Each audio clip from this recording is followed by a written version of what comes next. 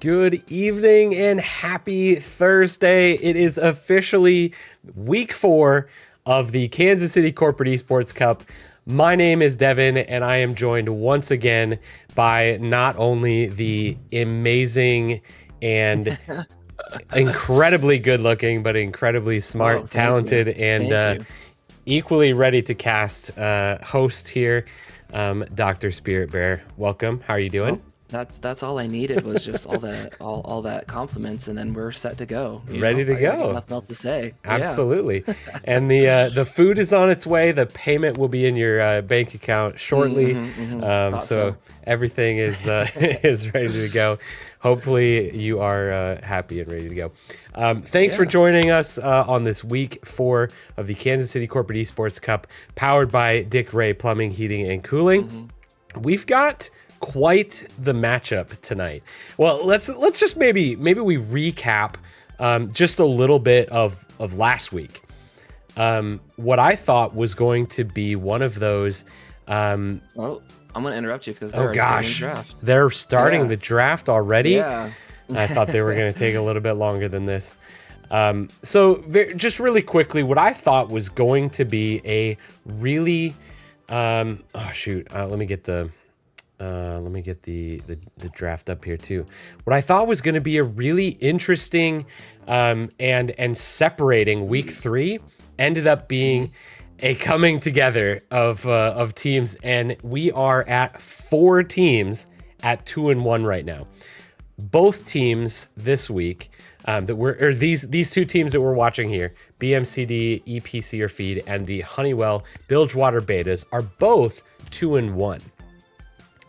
But I think what's going to be really interesting is that BMCD is coming off of a loss of last week, their first loss of the season, and the Bilgewater Betas are coming off of not only a win last week, but a very large win off of the Select Quote Squadron. So it's going to be interesting to see how these teams match up and see what happens. I was just kind of thinking about the games coming up because you mentioned it, how BMCD, especially last week, going into it seemed like it was going to be a good game, but I figured they would win, probably even 2-0. And then for the games to, just not fall that way. And then that was against the Honeywell Alphas, and this is like the sibling that they're going to play against. And I feel like I almost feel bad for Bilgewater Betas because their older brother just beat BMCD, and so now I feel like BMCD is like, well, I'll beat up his little brother or something like that. Oh man! And while I'm talking about all this crazy stuff, we see Smolder and Teemo getting locked in, but especially Teemo getting locked in against the Nasus, which this is game 1. They don't even have to go deep in their pocket. It's not like they've been banned out by any means. They were just saying, I want to play Teemo into Nasus. Yep. This is going to be a really interesting one. We've seen Nasus on this stream already, and it was pretty strong. We haven't seen a Teemo, so that's going to be exciting.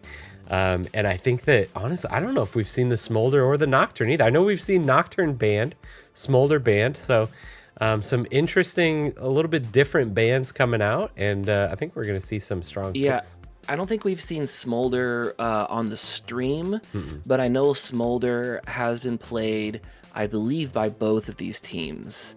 And so I'm looking for a support pick here. What do we have that can help us against the Nocturne Orianna, which Nocturne Orianna is a pretty big combo that has been used even all up into professional. We have Nocturne coming in with his ult, you don't know where it's coming, and then now you have the command Shockwave right on the back side of that. Lux being picked up here, but they could be support Lux.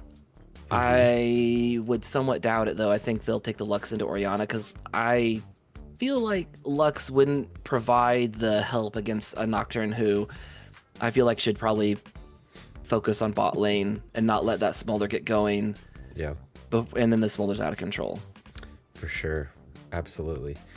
Yeah, that Smolder is definitely one of those champions that I feel like can get out of hand pretty darn quickly. if you don't. These have been some pay fast attention bans to it. here. Bard gets banned out, trying to really squeeze out the bot lane, and then instantly Jarvan gets banned, and then Ashe gets banned. I like the Ashe ban.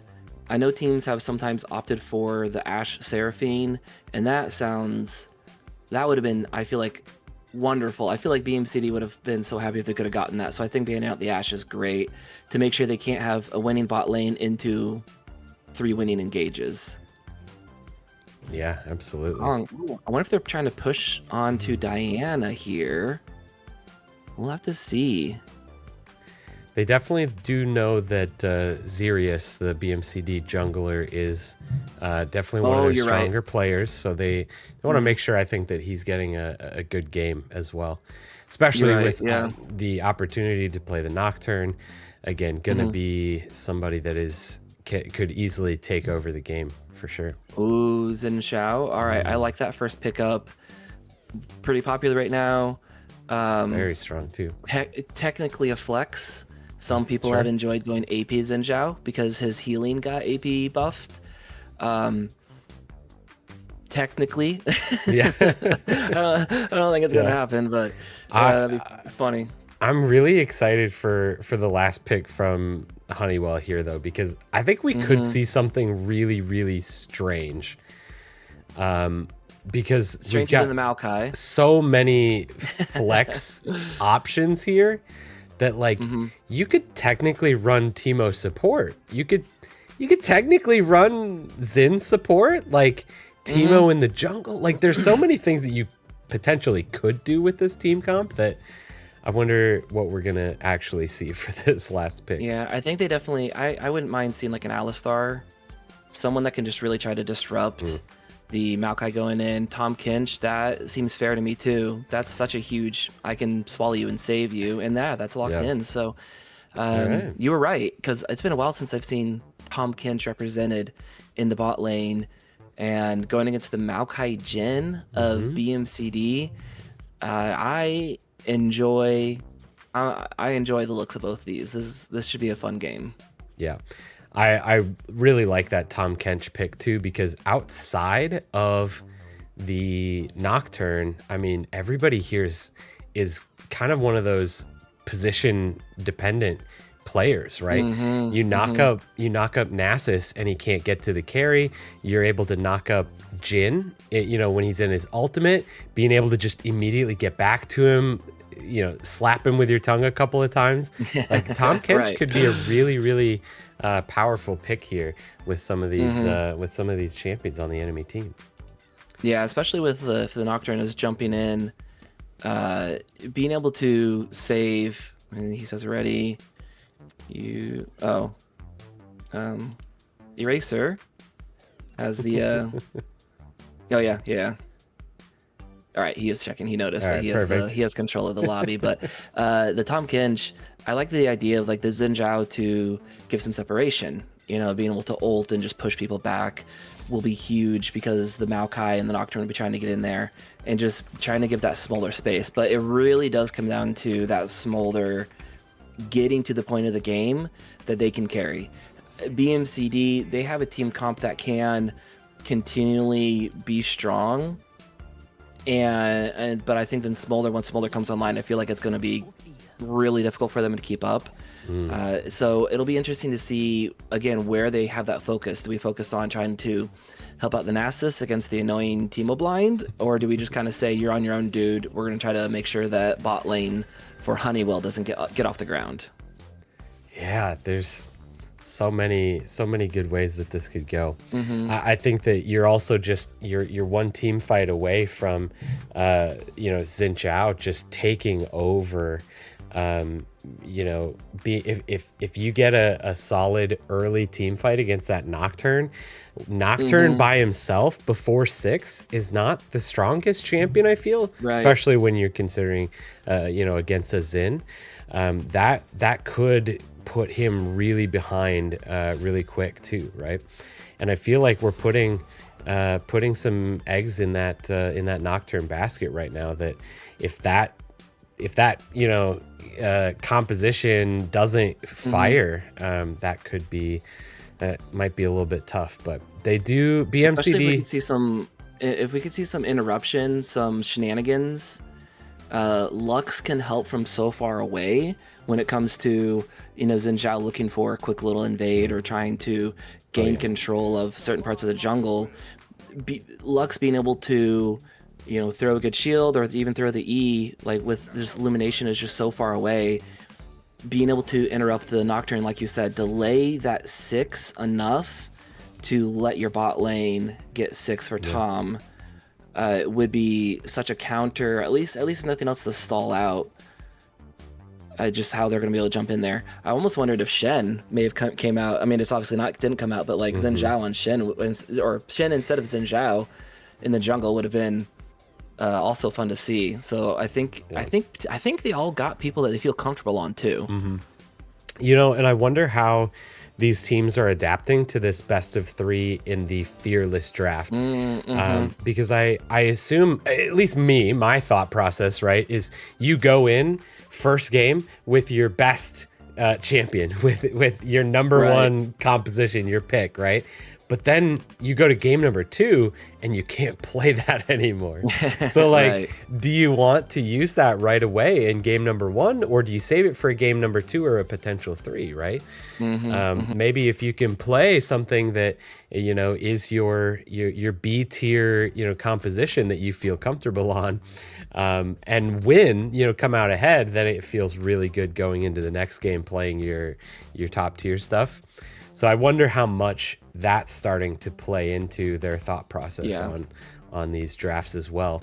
Might be why we're seeing a little bit different of a composition than we've seen, in previous weeks so far.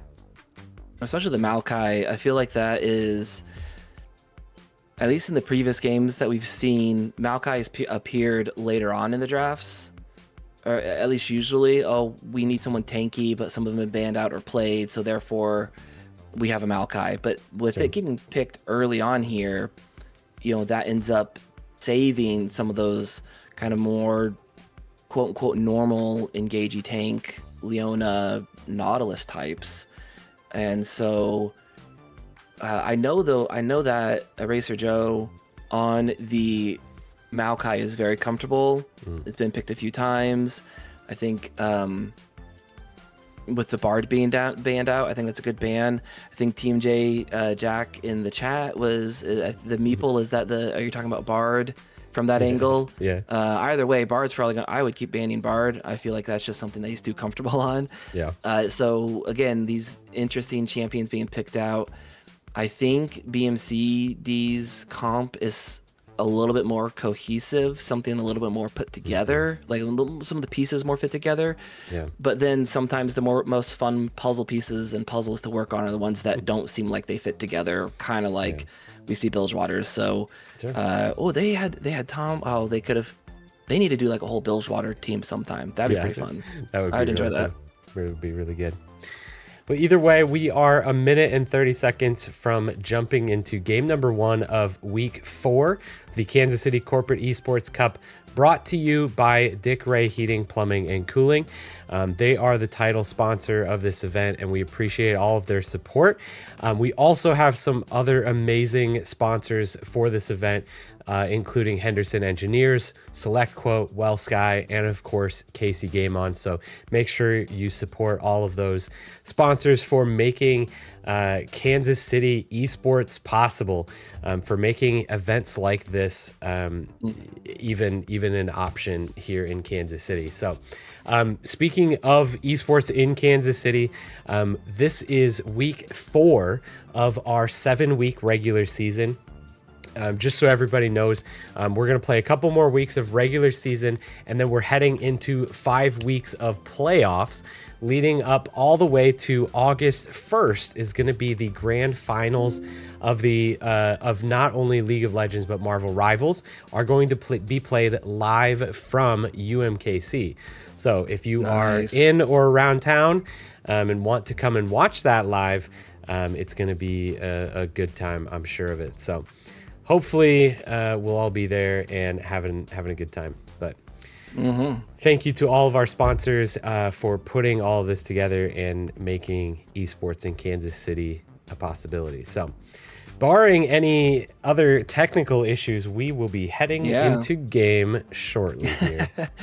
It was last week, wasn't it? That like we both had like the same error that popped up. Yeah. Yep. Too many things have happened. I gotta switch. Once it pops up here, I gotta switch, and I might have to alter the overlay just a little bit. I was trying some new things, but it's hard when I'm not in spectator mode. All right, here we go. Ooh, the Zone Chaos Oriana. Oh my goodness, that is the first skin I ever got in the game. Wow, the first skin, huh? Yeah, the first skin. I've always been the person that's like, oh, like I don't need to get like a fancy looking gun, skin on the gun for something because they all shoot the same, Yep. And the friend was like, Ben, like you love Oriana, you love that champion, you should just buy one of her skins. Like, nah. And he pulled out like $10 from his wallet and just like threw it at me and then said, just buy it.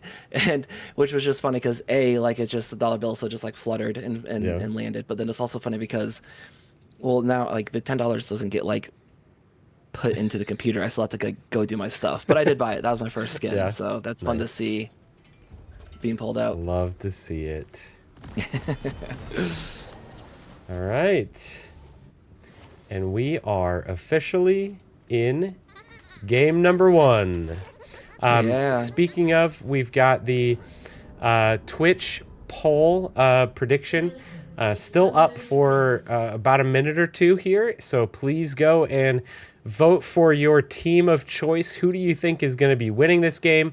We've got Honeywell. Oh my gosh, I got to fix that too. We've got Sambat. Did they get it? Did they get it? Oh, they don't get it. BMCD. I'm at 41, on the blue side. 42, 43. Where are you at? Hold on, sorry. I'm fixing the title. BMCD is on the blue side this game, and the Honeywell Bilgewater betas are on the red team. Oh, Teemo trying to do some kind of cheesy stuff here. Ooh, ended up successfully not. I think there was a recent change of how the minions aggro, and that probably helps out Teemo some, doesn't it? When Teemo's trying to get way up in your face for the blinds. You're probably right. Oops.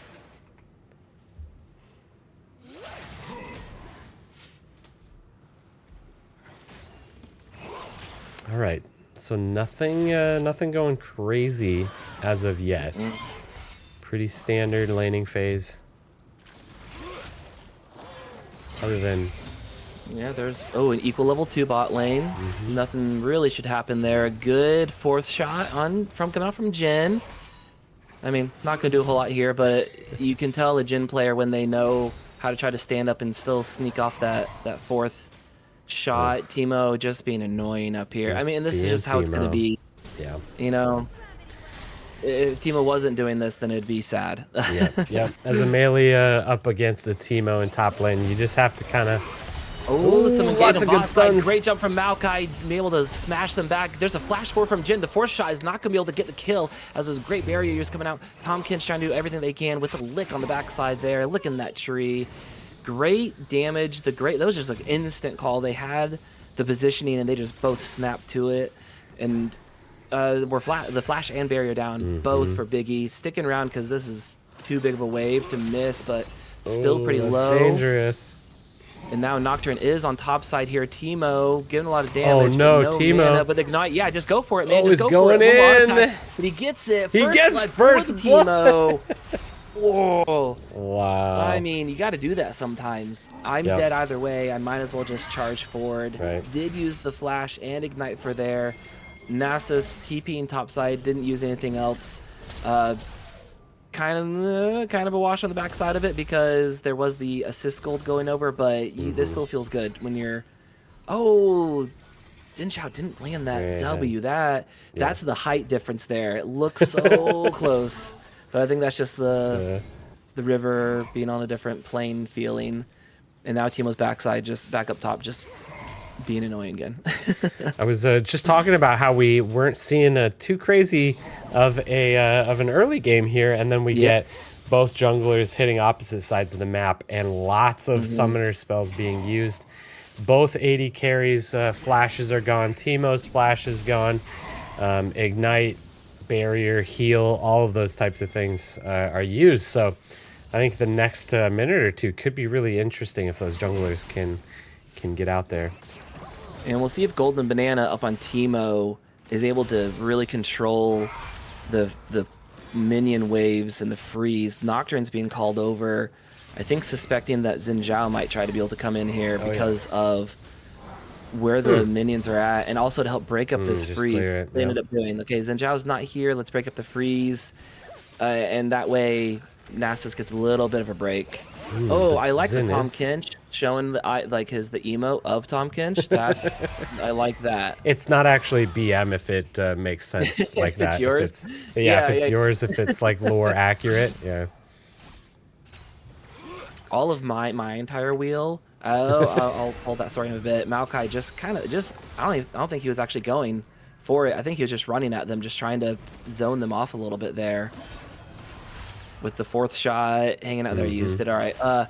My entire emote wheel are all penguins, and so no matter which direction or no matter what you do, it's all penguins. And I just make sure that I haven't missed any other penguins to put in there. Good damage coming out from Lux in the mid lane, catching out with the combo, and ahead quite a bit in CS. Spoof Hound and Lux have been so effective, I feel like, in the games that we've seen, or even the games that they've had, as well as Spoof Hound's Ahri. I feel like Ahri should just keep getting banned, and so we'll see what other mid lane matchups we have in the future.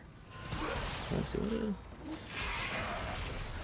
the knockup is going to land on both of them. Great job, and now there's the twist of going into bot lane. The sapling does slow down the Xin Zhao, and not going to be able to happen on it. But he is not deterred at all. Still running down there. Nocturne is bot lane as well. Lux also looks like maybe rotating as well, trying to see if they can figure something out. There comes so much damage out onto him. We have Zyther on the Nocturne getting the kill, but then Biggie gets a kill back on and there's a barrier, but Nocturne's just waiting to make sure. A great preemptive depths from below, but not going to be able to get it because Nocturne flashes over it. And there's a root. No one's going to keep following up on this. The shield coming through. That was well played, I think, by BMCD. And almost tunnel visioned from Honeywell, really wanting to force that, but some good rotation there. The bad part is Lux is missing so much CS in mid. What was about a 20 CS lead is now dwindling. And what was such a good call, I feel like half the time when you rotate lanes like that, you end up getting there too late, or it just doesn't work out, and you just waste a bunch of time. I feel like Lux got there at the perfect time to help out, and then still just wasn't able to make anything happen. Just was there to watch, two members of her team die. So yeah, if you watched, I was watching the minimap some, and you saw Lux come down and do a little bit of back and forth in the river, and I think, especially at those points, you just gotta make sure you commit. And getting there a little earlier, I mean, yeah, that may have helped some. I loved the Tom Kinch preemptive trying to knock up if the Nocturne kept the follow, but then the play after that, the Nocturne flashing over it. Yeah, it's so great to see I'm going to make a good play to force you to make a good play. And a lot of times you can't be mad when the other person outplays your good play, because that's just a part of the game. Yep. Yeah, I didn't think we were going to see any more action until Nocturne was level 6, but he's officially Nocturne there right now. Going on top side, gets the fleeing, gets the fear off. He's going to be able to keep going a little bit away. There's the blind. Nasus is so far under. I think he's going to be okay because of his passive. But that was a lot of damage coming out and a lot used to get the Teemo out of there. They are going to lose Dragon, though, for that top lane gank. Maokai peeking over, calling for them to go on it. I'm not sure if that's the play. We see both AD carries are 6, but not yet 4. the supports. That's going to be huge, whoever can get that 6 first. And then now we're also back on the top side. Nocturne is so low on this. Is the Q going to land? Yes, it does. No. Combo ultimate coming through. He's Auto dead. attack. The flash was there. Tom Kent jumping forward, only to level 5. There comes Mom. Mom, help us out here. There's a barrier coming out. The flash forward, flash into the bush. He's reloading. He's reloading. No. He doesn't get it off. The ignite is going to take him down the backside of it. And now Tom is trying to clean up this kill. He's level 5. If the tree really gets in trouble, he'll just throw out the ultimate there. And now Oriana is trying to run away there. Does get picked up with the Xin Zhao W. Flashes away. If he didn't flash away, I think that Q, then the snare would have landed from Lux. So good flash. That was a greedy void from Nocturne, but also a great, this Lux has done such a great job of rotating when needed. Yep, absolutely.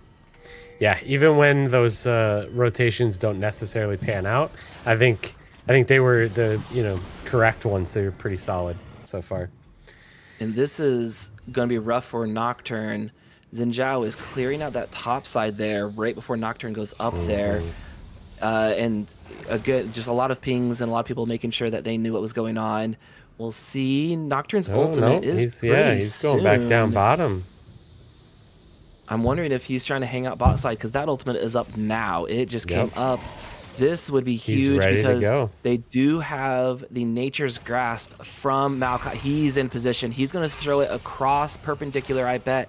And we see a flash away from Teemo top side, trying to get away. The blind does help so much out there. Oh, great job from Tom Kinch, soaking up the Nature's Grasp, but they're still able to get onto the Smolder. Smolder will just keep him kiting backwards with the barrier. And that was not the ultimate. No mana for Nasus to continue this chase. They're going to keep going because Xin Zhao is bot now. He has separated out Xin Zhao. There's the attacks. Who are they going to follow? There's a flash forward. They're all jumping on the Xin Zhao. Smolder is trying to get away. Calls in Mom for some help. There's a fear. He's not going to be able to get that because he's going to be cut back to his friends. He gets swallowed up for good measure. He says thank you very much. And Lux again here on bot side, just still rotating really quick. And I think that came up for Bilgewater. What would you say? Yeah, absolutely. That was BMCD just unfortunately sticking around too long. The gank onto the bot lane didn't pan out quite the way that they wanted to, and they just weren't quick enough getting backed out before Xin got there and before Lux was able to come in and help finish that up for him. As a support, how happy when you see another support just sitting soaking up the minions like that Maokai was? Man, what a friend. I don't usually go quite that far unless I know that I'm about to go back and buy or something. But man, that was pretty solid. I'll usually try to. It's definitely helped. You can see how that's helped because while Jin did die there, and we've seen Smolder get some kills more recently, the Smolder is still behind in that CS, and so a lot of action keeps happening, but Xin Zhao has been up in the farm and has the most farm in the game. Yeah, that's pretty crazy. With as much action has been going on down there. Oh, the ignite coming out from the Teemo, and we're just going to flash it real quick as the auto attack, the passive coming out for Lux. It is deceptively doing so much damage. A Ghost coming out, he's trying to do some more damage. He's going to blind out. He does not happen. Nasus with the kill, but here's Xin Zhao. I don't think he gets away from this, but he actually dodges out the W, but the knockup comes through. He still pops the ultimate just to make sure because that would have been rough to miss. Teemo pinging his team, saying his Q did not have enough mana. We see Maokai all the way in the backside, does root up, throwing out the ultimate. Nocturne also is here, does not pull the ultimate. There's the trigger on it. There's no way Smolder's living, is there, on this one? No way, Jose. And here we see so much more going on as Lux is trying to teleport in there. Does get a shield off, but not enough on the backside. Doesn't land anything. Misses. Barely missing that. That was a great job from BMCD to, I don't know, one of those never give up because the last time your bot lane went bad doesn't mean we can't come back bot lane again. Yeah, the action here is just back and forth and back and forth. And I feel like these are really good fights too. We're not seeing a bunch of just going in and fighting just for the fun of it. We're seeing some really solid ganks going on, and I think that especially when you have somebody like Nocturne that can really just... the command shockwave misses. So that close. Only takes a year off my life seeing that. I can see what Orion was going for. The rough part is Maokai was pinging Dragon is up soon. It is up now. They are down. And Shockwave. Zin is just immediately starting it. And I think he should. You have the ultimates up. We don't see any ultimates from... Oh, but man, Tom is just down. He just he could CC'd. He couldn't do anything with his gray health. I think they're going to still be able to keep them off of Dragon as, yeah, it's going to be able to go to them. Xin Zhao trying to be able to snipe it out, or Jin rather, trying to snipe it out as Xin Zhao does claim it. And they're trying to follow up with some damage. It's a 4v3 bot side. The Shockwave, oh, it's still down. That was Xin Zhao doing his ultimate. That's still up there. Mom is back in the action. Jin flashes away. Nothing to speak for except for a kill over to BMCD. And Dragon, number 2 for Bilgewater. I think that was just, unfortunately, Bilgewater, or BMCD sticking around just a little bit too long again there. You know, the Dragon was gone. There's not a huge reason to try to stay there and force that fight, I feel. Oh, so much damage coming out. Goodness. If that flash wasn't there, that was a dead Orianna. Yep. There's going to be so much more damage, and I believe Tom Kinch, but I bet Tom would have jumped in there. He seems like the character. Dalp seems like the character that wouldn't mind tanking up some tower shots. Absolutely. Nocturne is hovering mid with there. Ultimate. I don't think they know. Oh, they might know that Tom is trying to still stick around. Definitely going to see him on the ward soon. Oh.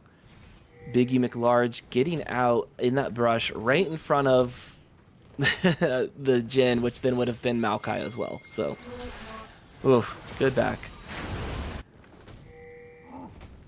I'm wondering when we'll see the next big team fight. We saw like them kind of poking at each other on that Dragon.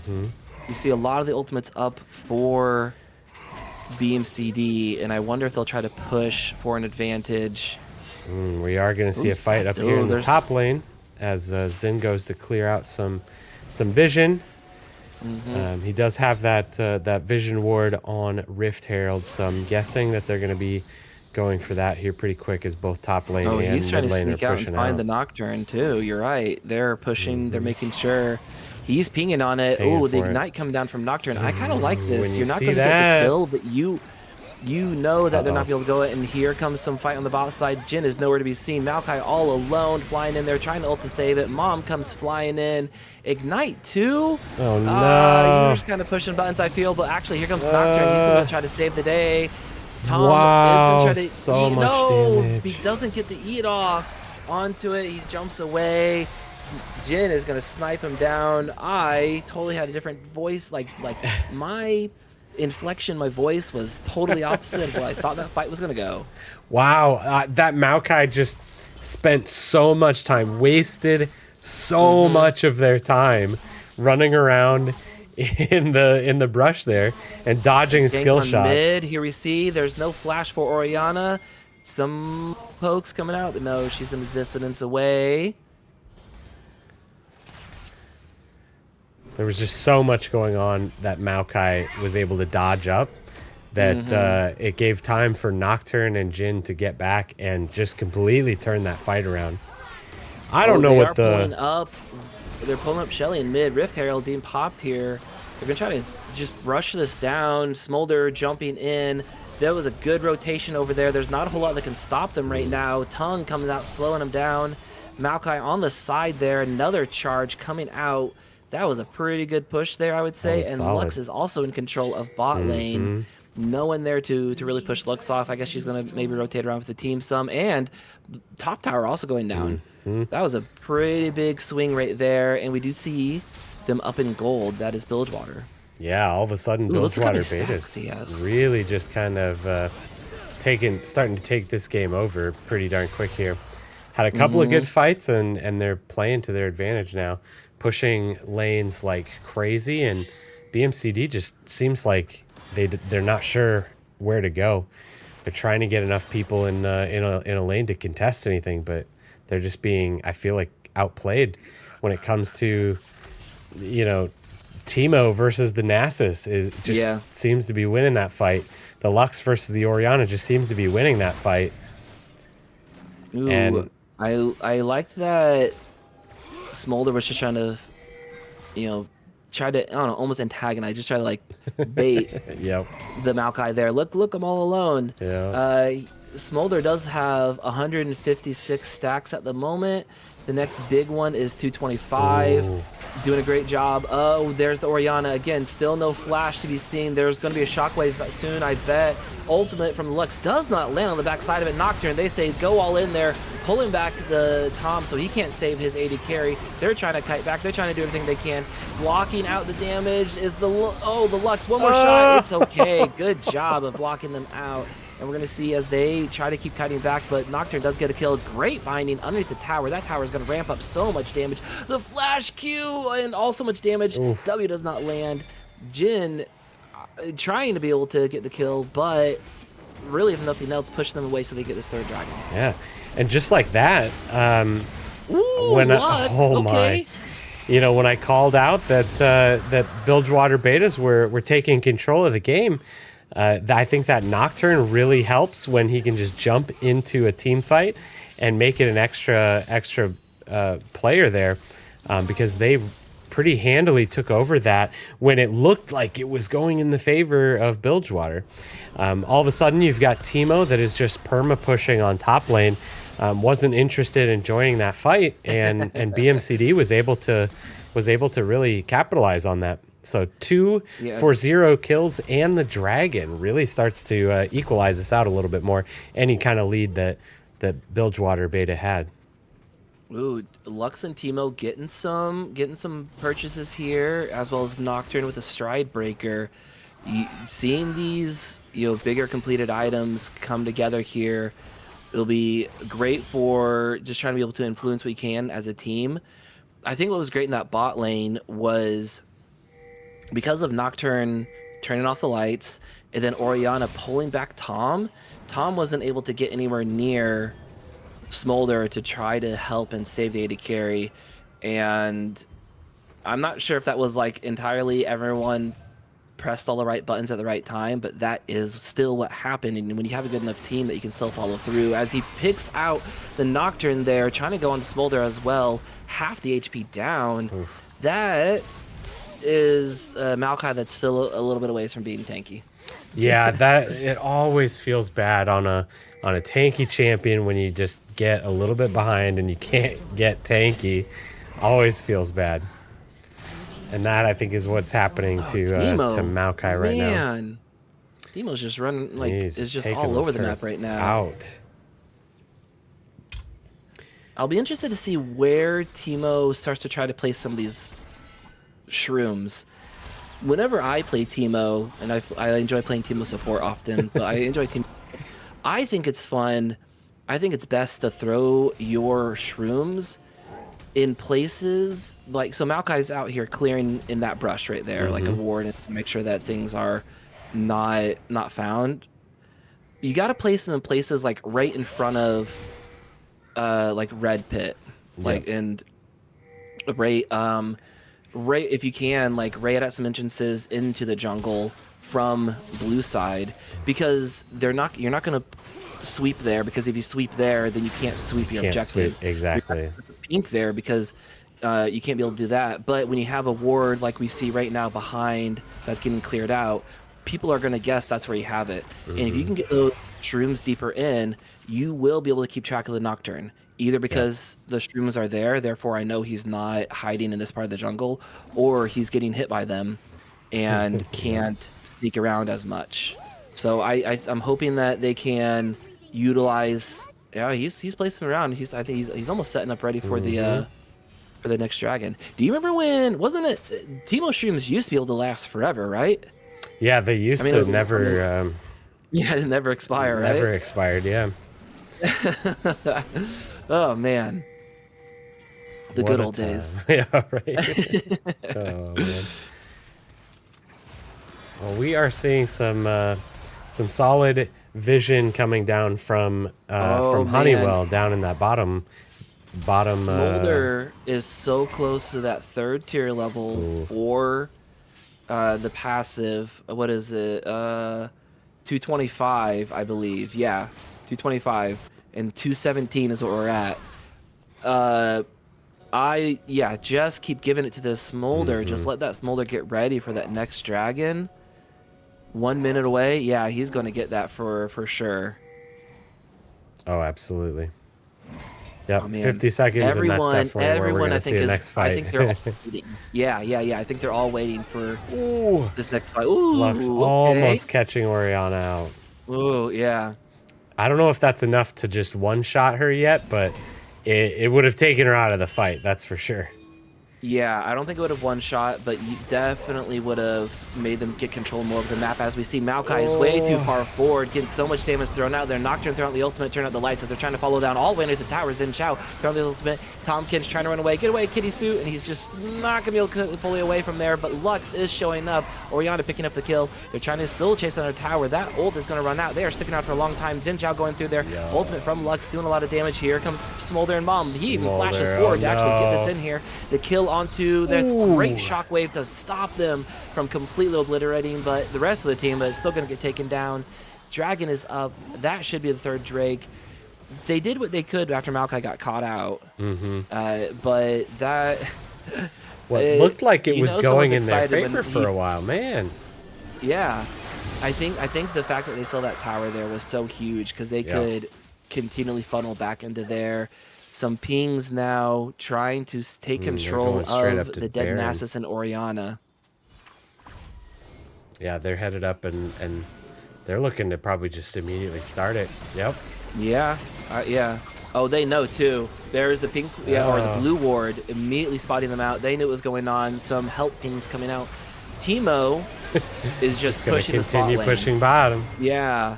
Oriana is gonna go and stop him, but let's see what BMCD can do to defend. Out. Lux is caught out. Lux is probably going to get taken on the backside of this. So much going in. You see the shutdown on Lux. Who's going to be able to snipe this out? Oh, my God! Team steals it. One HP. The smites were not there. They are going to clean this up. Tomkin is trying to get away. We'll see. The W does root him out on here. He's trying to. Oh, the ultimate, the grasp, going to actually do it on the backside. He does not get away. Oh no, he's not going to get away from the Maokai, utilizing just the point and click W. What is the twisted advance? Yes, to make sure that they stuck to them. Oh, that. Wow. Honeywell with the aggressive call to go get Baron. I'm guessing those are the kinds of calls that won the game for them, won the match for them last week. Unfortunately, BMCD able to see that, able to spot that early Baron call out and get there in time. Well, to it was also some over. calls like that had them throwing too. For I sure. can remember Eliasar in the chat, the Twitch chat, just being like, "Uh-oh," like, and even like just talking to me later, like, "Uh-oh, are we throwing again?" And I mean, I like the bold calls there. Yep. There could have been some better smites or some better zoning. They got split off at the very beginning, and then just couldn't be able to save each other. And yes, Teemo pushed out some bot lane, but they're gonna get the bot tower here. I think Nocturne's gonna grab it. Xin Zhao is setting up for a fight. We'll see, actually. He's gonna go in, jump in with the W, making sure they can be able to follow up here in a sec with another E. But Nasus says, "Here's a wither." Oh, I'm so slowed down. Goes in. Nocturne is ulting. He's trying to be able to do what he can. Ultimate for Lux coming through. That was some good healing up, but he's not gonna be able to do it. Twist Advance is gonna be able to pick out the Lux too. Just such a blow up from Jin, so much damage, and they're gonna chase out the Teemo and push with this Baron, I bet. Yeah, and just like that, BMCD is now ahead, over 3,000 gold. Look at the kill count difference on that, 21 to 12. They definitely feel like they are. Mom gets called in. They're trying to be able to push them back here. Oh, I was wondering if they're going to go a little more hard on that, because we mentioned it earlier that Smolder has hit those stacks and can turn a fight real quick. Oh, absolutely. With the right people getting low. Especially with how he's low going to stop him. Oh, getting. That was a guess. He completely guessed that he was in there. There's no vision. That tongue seeking out the stop and cancel, the Jin back. And they're going to try to set. They're going to push to make sure they can get control. We're still a minute 20 out, but that's usually when we get in there and try to gather up some space. Yep, we're going to see pushes in both those bottom and middle lanes to try to make sure that they have priority over this dragon that was going to be Dragon Soul for Honeywell. But we'll see. Oh, hey, just throwing this out there, Nasus has crit chance. Nasus went with Essence Reaver and the Fiend Hunter Bolts. I mean, it's been a while since I've played Nasus, but I thought you were usually, I don't know, maybe like a Trinity Force or something like that. But the Flash away, he doesn't know that Tahm Kench is there to be able to actually back him up. He's going to ult in there. Mom coming in to help out where he can. There's some licks. He's going to just freeze him up there. The entire team is there. Nasus, buddy. He thinks he can take. Oh, that Q, though. So much damage, but the team is there. He has to double check. He's like, maybe I can take both Smolder and Tom. Okay, maybe I'll try it. I'll give it a try. And little does he know that the entire rest of the team is right there. Because guess what? You got Dragon coming up in 15 seconds. And that is going to put Honeywell in a really, really good position for this Dragon Soul. Especially with Orianna up there pushing. She does not have teleport. Yeah, no TP. Lux does. TP for Lux. Yeah. There it is. Is going to be started. TP coming from Lux. She wants to make sure that she is not late to this fight this time. Early curtain call. Kind of trying to see what they can do. Nocturne ult. Pop. Oh. Kind of scaring just him. Scaring him. No, there it was. The very, very end. But the Xin Zhao knocks him away. But he steals. What a steal. Make sure they don't get that fourth dragon for the soul. They will get cleaned up here on the back end, though. Definitely worth it. He literally popped his ultimate just to make them panic a little bit. It got them a little flustered. Yeah. They kind of came off the dragon. They didn't know what was going to happen. Nocturne didn't want to jump in because he knew it was a 3v5. He didn't want to jump in. Saves it for the last second. Jumps in and steals that soul. Steals that dragon Infernal Drake right out from under them. Ooh, I've seen some quick turrets going down. Maokai might try to help out and really zone out, but they are just pushing and pushing both mid and bot. They are pushing. They're trying to get an inhibitor down before Baron comes up here. Oh, that is soon, isn't it? Oh, now are they sticking around too long? We've talked about BMCD sometimes sticking around a little bit too long after an objective. Are they sticking around too long when it comes to these tower pushes? Because that was a great little Gen W there to keep them in place. And now they're going to be able to get a lot of vision dropped here. Yep. They're definitely going to be able to get control of this this Baron pit. I hope they're not going to start it. Because that would not be a good idea. I hope they're not going to start it too, but that's also because, I mean... If I was Xerius, I would be like, hey guys, like, let's get some vision down, but if nothing else, like, I'll just go in and steal it. Like, you have to be feeling it when you've stolen 2 big objectives like that. Yeah. He's got to be feeling pretty good. Pretty good so far. Yeah. Oh, that Teemo, though, just with the extra, not just the extra mushrooms, but just the extra vision that helps out with, has got to feel really good on the side of Honeywell, though, too. So much vision coming around on Baron Pit. The tensions are rising. We're gonna have to see some sort of fight go on here. Everybody playing a little bit of ARAM around this Baron Pit here.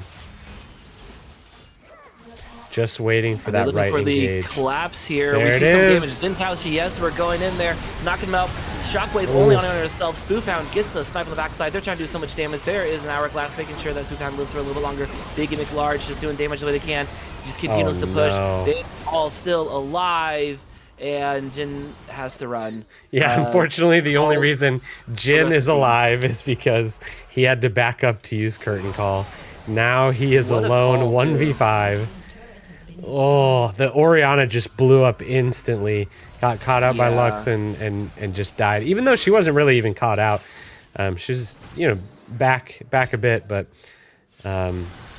Honeywell is gonna definitely a grab good some collapse, too. inhibitors. You could see the whole team from Oh yeah. Bilgewater say, oh, good little dodge there. Jin not giving up. Oh, One dude, still one some shot coming through damage. does pop him. Oh, All Smolder right, was not expecting that, but yeah, they're still gonna get at least one inhibitor. So much. All right, Maokai trying to. Wow, they're sticking around. Oh, Great good shockwave pulling shockwave. 3 in. So good. Jin now just 2 in a row there. Xin Zhao does get the kill back no. on Racer Joe, but that's Honeywell? not gonna be able to do as much. He's chasing down, trying to be able to do it, but he's not gonna be able to actually get the kill, as Lux is just still fleeing away. We're gonna see the turn back for Xin Zhao. They threw it back at them, and I mean, yeah, lost an inhibitor, but I feel like that could have been way worse if we didn't have some good slick plays from Ultra Slime Lake on that one. Absolutely. That was definitely a little bit sticking around a little bit too long there from the side of Honeywell. That could have been a lot cleaner, I feel like, from their side. I feel like they could have grabbed one inhibitor if they all would have went straight to a turret. They could have grabbed mid inhibitor, went straight up, gotten Baron, and then been in a much better position than trying to force that second inhibitor at this point. Especially with Soul here in 30 seconds. What's great when you're at Soul Point like this is, yes, you can put pressure onto that dragon, but you can still go and grab the Baron, and with how fast they could just push him in, Baron's a pretty good get here too if he can. Yeah, absolutely. We have Darth Dog in chat. This is, in fact, a best of 3. This is game 1 Fearless of a too. best Fearless of as well. 3. Fearless draft, absolutely. And so I'm sorry for all the Teemos lovers out there. Xin Zhao, great flash away, but he's still going to go in there. Xin Zhao trying to be able to do what he can. The shockwave does just kind of pull him back into the terrain, so not really going to get away. Ooh. Great snipe coming up from Smoothhound as they all get rooted out, but they were done anyway. They weren't going anywhere after that. Teleport from Nasus coming in behind him, but he's going to dodge around him. Wasn't interested in fighting that one. And again, I don't think out the hard way earlier. I don't think that was the Orianna getting caught out like I said last time. I really think that was more of Honeywell. Honeywell really knows how to focus, and they knew that taking out Orianna as quickly as possible is really important. Whoa, big large, living up to the name. Oh no. No, Eraser Joe's good enough. He didn't fail flash. He flashed into the wall on purpose to give us something to talk about. Yeah, I'll give Eraser Joe that. He's good enough that was not an accident. There was a purpose flash into the wall. It's just a distraction, just like before. Win. Bacon OP, I think, is winning. Don't jinx it well already. I feel like if you're asking that, I don't want something crazy to happen if Bacon OP can actually win. Bacon with the 400 gold shutdown, doing so well in Xin Zhao. There, he's flash forward, going to get the knock up, and the ultimate coming from Lux doing so much damage on the backside. Big Large just casually getting the kill onto Orianna backside. Oh, the hourglass, making sure that he didn't get popped by Jin. Mom making an appearance as they end the game. That's a good feeling. Mom shows up to watch the game, watch and win the game. And that is Honeywell Bilgewater Betas taking game number 1 in this best of 3 series. Ooh, I'm looking at these damage charts, and again, it doesn't really matter, damage charts, but when you have Teemo doing 41,000 damage to champions, it really showed how Teemo really was all over the map in a lot of ways. They are, I'm guessing, very excited that that Teemo is not going to be played in the next game. That's true. That was pretty rough. I almost wonder, I kind of wish I could ask and find out if that was a draft, like a planned draft, knowing that top side for BMCD was going to probably gravitate to a Nasus at some point, and said, hey guys, I can pull out the Teemo if need be, because the Nasus got picked and then Teemo got picked. It was boom boom. So for sure, I think that was a great idea there, and it was you also called it out too, like some of the more unique champions we saw. It was fun seeing the Maokai engine against the Smolder Tom, because I feel like they both did good things and sometimes did bad things. No, absolutely. Yeah, that was a really interesting matchup, I feel. Again, I think the same way that BMCD feels about the Teemo, I think Honeywell is going to feel about the Nocturne. The Nocturne played by Xerius was very strong in that game.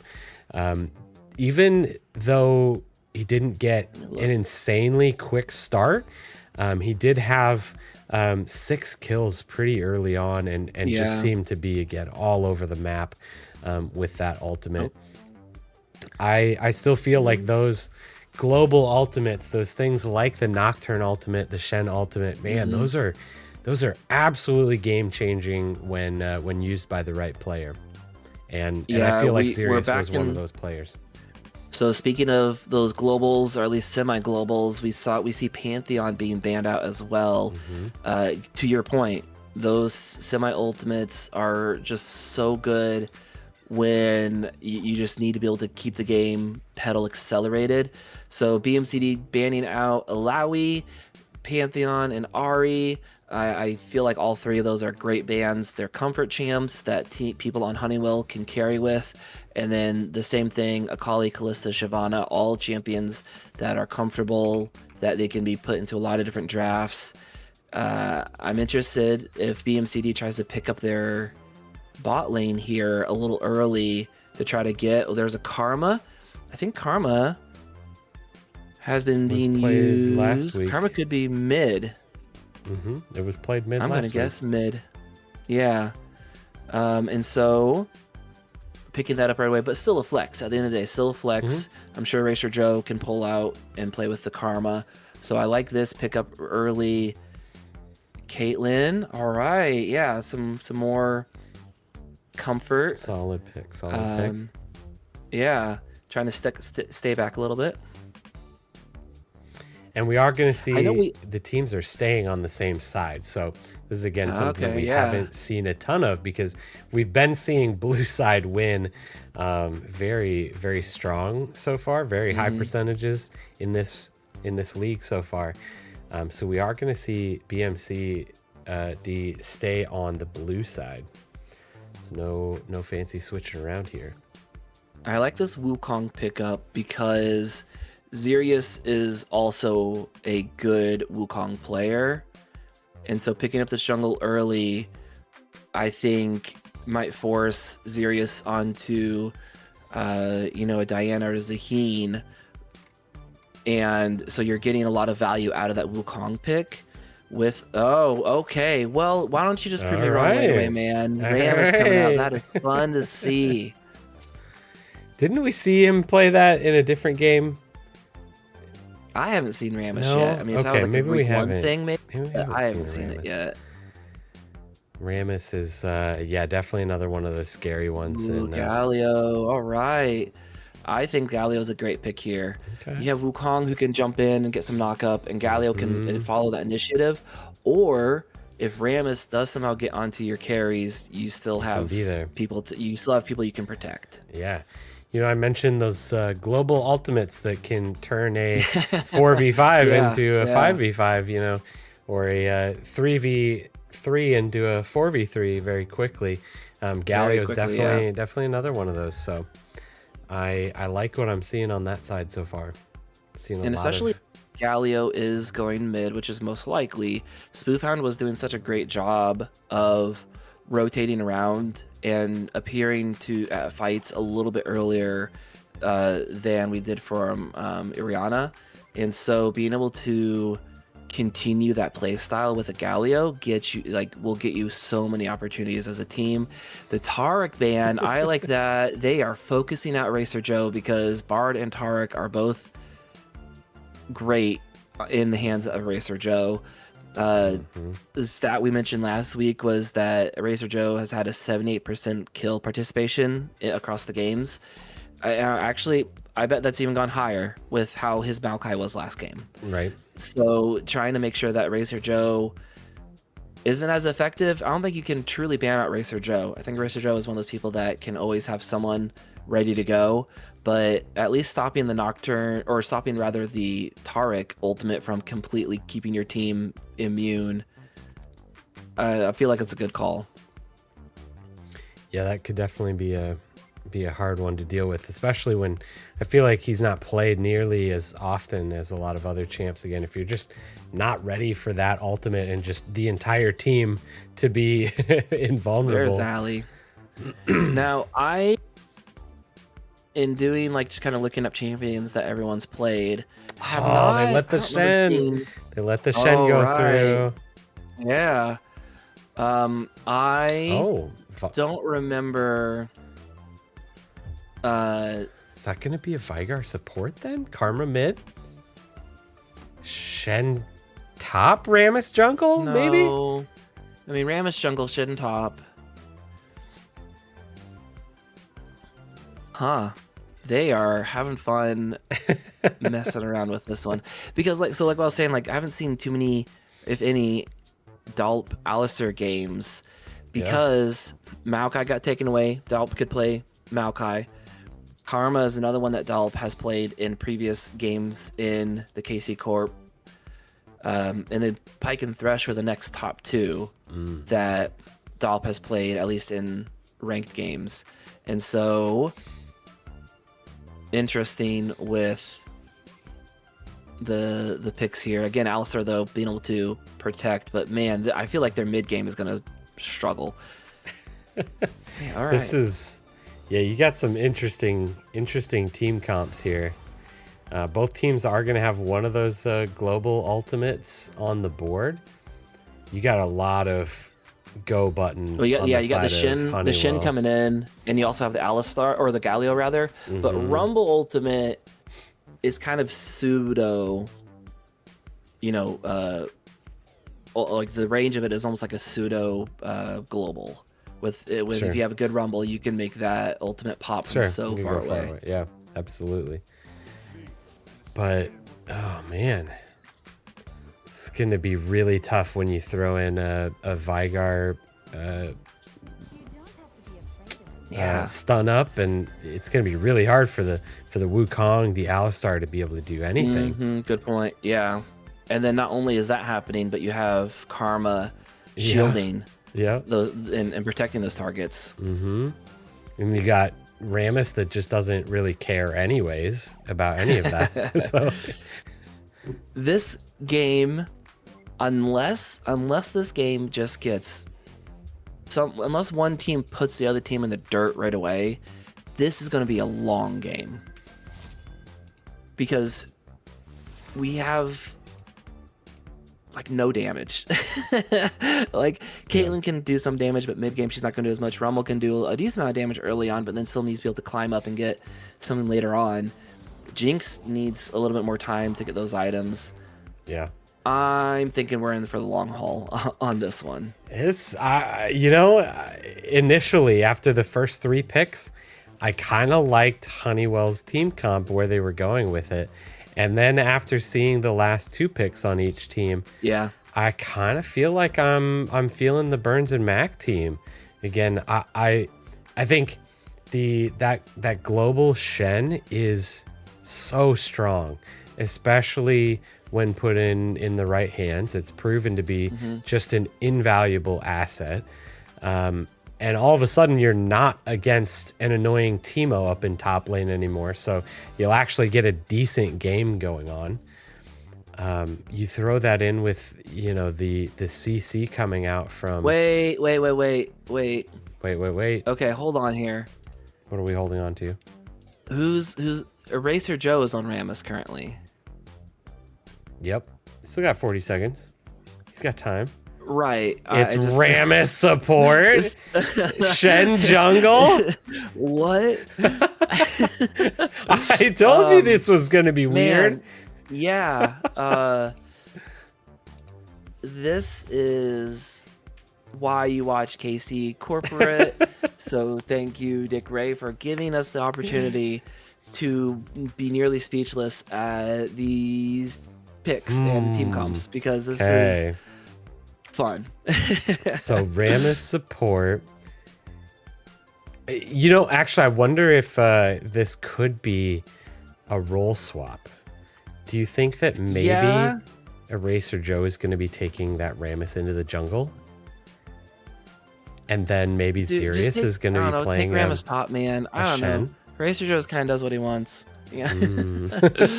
I'm excited to see this. Either way, it's going to be Yeah, I gonna be a think fun we match. could see some swapping around. I mean, what makes if we were to take off the nameplates, what makes most sense is the Jinx Karma bot, Viger mid, Shen top, and Rammus jungle. You know, if we were to take off the nameplates. Sure. But we'll have to wait a little bit to figure that out. We will see. That's for sure. Man. All right. Well, I have put the predictions in the Twitch chat. You've got a couple minutes left, so go and spend all of your points. Who do you think is going to win game number 2 of week 4 of the Kansas City Corporate Esports Cup? Burns and McDonald, EPC or Feed, or Honeywell, Bilgewater betas? Honeywell took game number 1 in a thrilling back and forth battle. Seemed like a never-ending team fight. That we never really knew again until the end there who was really going to come out on top. It was very even early on there for the first 20 minutes. So this is definitely shaping up to be another fun series in what has become just an amazing corporate esports cup season. It's been an absolute blast to watch this whole season unfold. So we still are barely halfway through the first regular season of this, so we've still got a couple of weeks to go.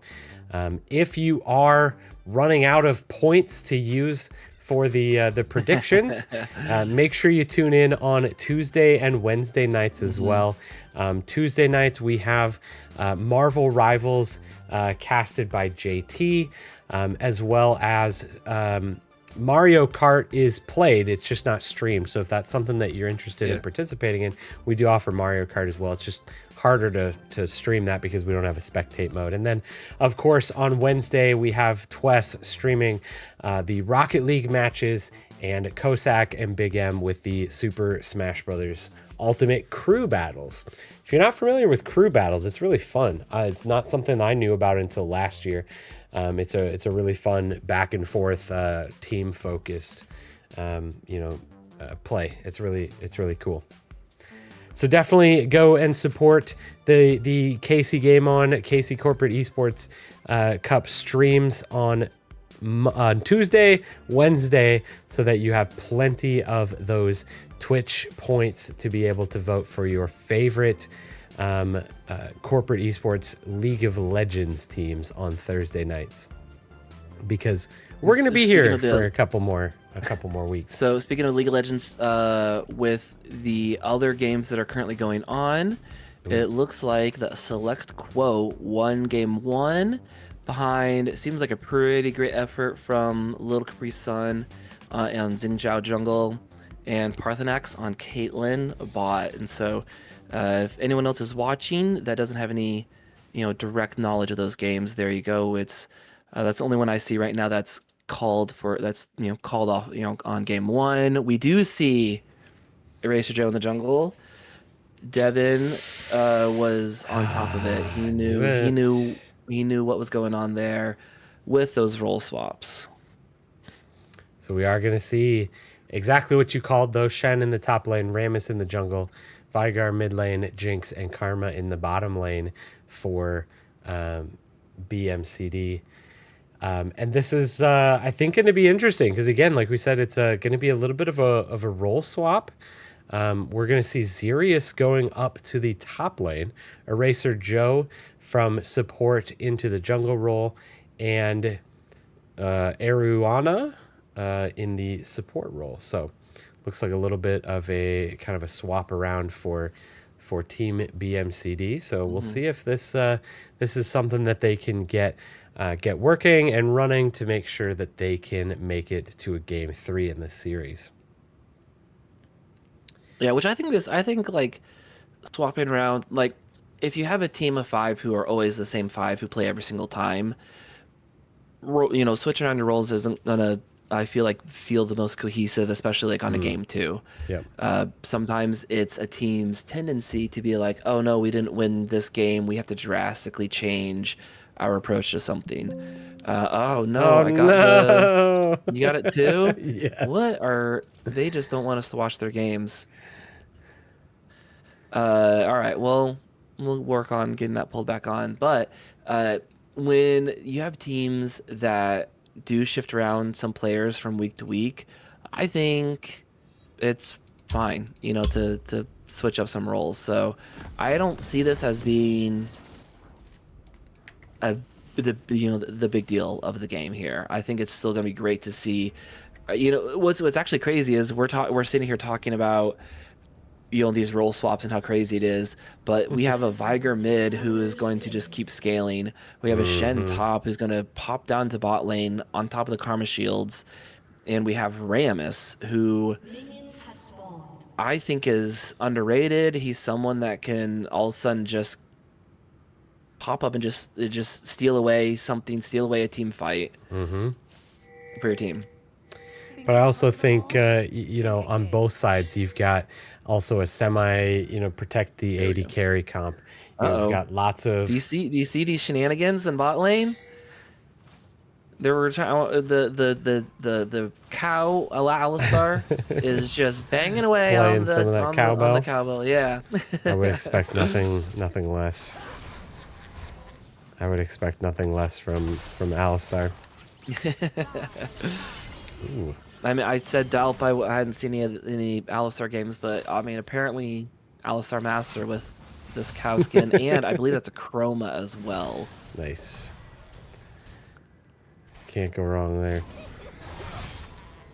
It's interesting to see. There's a ward placed out near red by BMCD. I guess afraid of a Wukong invade early on. And we'll see how that could prove difficult in the future without knowing and being able to keep track of Wukong when he does get into a gank, probably level 3 or 4 somewhere. Yeah, it's probably makes you feel a lot safer as a Ramus. Definitely knowing that you early levels you can probably not win that fight. Oh, here comes Ramus. Oh, the zap doing some slow exhaust coming out. Gets the long-range taunt.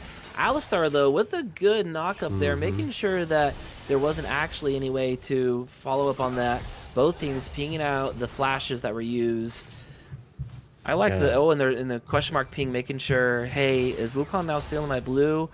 He's not. He is going to try to get his own blue. So, I mean, getting rid of the AD carry flash, I feel like, point to Racer Joe on that nice one. To have. Oh, the what? Stop Did you? Was really good. I can't stop like that. Flex. press S, stand there, and just watch it go by. That's some control right there. That was really good. Yeah. It's the little things. Oh, there's no flash. Oh no, the knockup doesn't land. Karma is gonna be able to land the root on the backside of there. There it is. There's the root. Oh, first blood coming out. Yeah. What? The chompers into the backside, making sure they couldn't go anywhere. Wow. What? Just again, the cohesiveness of that bot lane. Not afraid. Yep. Especially even when they didn't Alistar play that. missed. Well, I was gonna say Alistar missed the pulverize, and so they knew what he's gonna do to us. Like he can't stop us now. Yep. Oh, headbutt pulverize actually there does trying land. to Karma get some stuff done. On the outside. Oh, no! Oh, how did those land? And we're gonna continue to follow up. The barrier is gonna be able to be there. No! He doesn't get it. Oh no! Still taking tower. Still taking tower. Wow! The Burns and McDonald bot lane really just playing well for not playing together in the last game. They are making this look real good, making it look real good in game number 2 already. Real quick, where are you at? I just sped myself up some. I'm at 415, 416. Where are you at? Because I think you were barely ahead of me. Okay, cool. Ramus, is he going to try to... No, Viger's going back, so he's not going to... come in here. Oh no, buddy, go in there and get all that free minion. That's a lot of XP that Rammus could get if he went Right? there. Oh, he's gonna TP he's in. teleporting. That's fair. He's gonna stick around. He's going. Oh, he's gonna Top at least lane get some him fight, there. but we see some in the mid. He is I don't think gonna he's be able gonna to be get close out. enough. Yeah. The Taunt Justice doesn't Punch, last making sure that he quite long enough yet. smacked that big spiky ball. You know, I'm not feeling good about this mid lane for BMCD though. I don't think that Galio is supposed to win quite this early against Vigar, and I feel like he's playing really well so far. But maybe that's We'll just see. cooldowns. Maybe We'll that's see when Galio gets a little bit more AP. Because Galio should be able to, with the jump forward into the taunt, Galio doing a lot of damage. Yeah. Because Galio's punch does deceptive amount of damage, I've always felt like. And so if you have, once you hit a certain item threshold and level threshold, Galio can clear with his, like, a rotation of his abilities. And then Vigar is just going to have to just try to farm off that. Now, the positive is Vigar's going to try, keep up and get stacking, sure, but then the Galio's going to be able to roam and really help out this bot lane because they are behind by a lot, sadly. Wukong is in that bottom lane, but it looks like he's going to back. We did hit that level 6 with both Shen and Galio, though, so everybody needs to watch out for those global ultimates because they are ready to go. But Galio does not need the global ultimate. Forces the flash against Lobby in the mid lane there. Just barely surviving.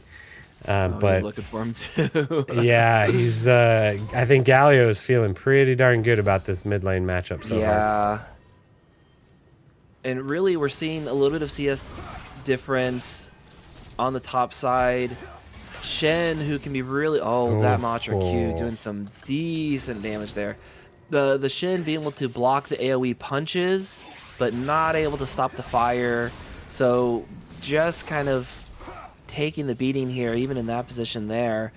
But that's not, you don't really pick Shen to win your lane. You pick Shen so whenever they finally do try to focus on your winning bot lane, you're there to help out. Absolutely. I'm wondering if Rumble can pull back some of the push because they got to focus on that Shen, and I would leave the spot lane to their own devices. There we go. Oh, we see the cage getting down. And just zero damage done to. The ultimate coming out from Rumble. He is eating away. He's trying to taunt away. There's no follow through. And then as that was going on, we saw some good damage on the Caitlyn on bot side. Caitlyn, what happened last time you stuck around, man? Yep, this is where you can't stick around. No, the beautiful meat shield by Alistar there. But they're going in. The lack of communication on the barrier because now, what a great pulverize into the headbutt back into the tower, but he got out of range of that, where he's not going to be able to get all the damage. The shield from Galio saving Biggie because the shield, the MR shield coming out, so the Matrix from the damage from the Karma did not kill out the Caitlyn, barely lived, and they get 2 kills on bot side. Great rotation from Galio. But Rammus just did his thing, grabbed that dragon, and ran out of it. Yep. Unfortunately, the BMCD bot lane getting a little bit too. Oh my goodness. That is just so much burst. They thought they could be able to do that with the Shen on the backside. That was the call. They're having to run away. We're going to see if Vigar can be able to do anything with the ultimate there. Galio walking up, not going to do any justice there. There's enough justice already done to that Shen. Holy cow. Man, on the one hand, it's rough to see a play like that not like pan out, but it's so fun to see these teams, the taunt coming through, the shield not being able to stun him out. W does a little bit of damage, but Galio's so beefy already. Just does not do enough damage, unfortunately. Yeah. But that, like, they obviously made a call and went for it as the taunt underneath the tower is almost gonna just do it. Beautiful. For him. Wow. Rammus coming in and getting that assist. Do a little bump. I just noticed too that they have 2 taunts on their team. That's kind of fun. Yeah, that's a lot of really good CC on the side of BMCD. Some really fun. Is there anyone else CC. that has taunt in the game, or is it just Shen and Rammus? Oh, he thought he was coming in.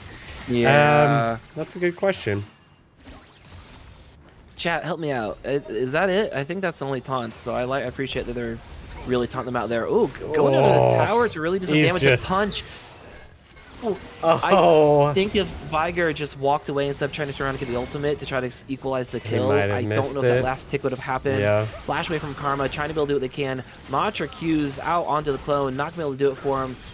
The shield doing so much on the backside. The flash out, the healing, Alistar passive, not enough. But the block, trying to be immediate shield, not going to happen. Caitlyn gets the actual auto attack after the snipe.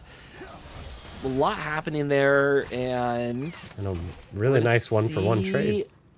I'm wondering if the Caitlyn is just going to continue, like, just not let this. Oh, there's the Q. I was going to see if the Caitlyn was just really going to turn on and let the Jinx go back. Rumble feels very comfortable just shoving out this way top side. Oh, for sure. Yeah, we're seeing them just kind of left alone up there top. Doesn't even do it. It doesn't touch him. It's such a bad feeling when you're Viger mid and you're like, all right, I'll get through my whole rotation on you, and then it just tickles.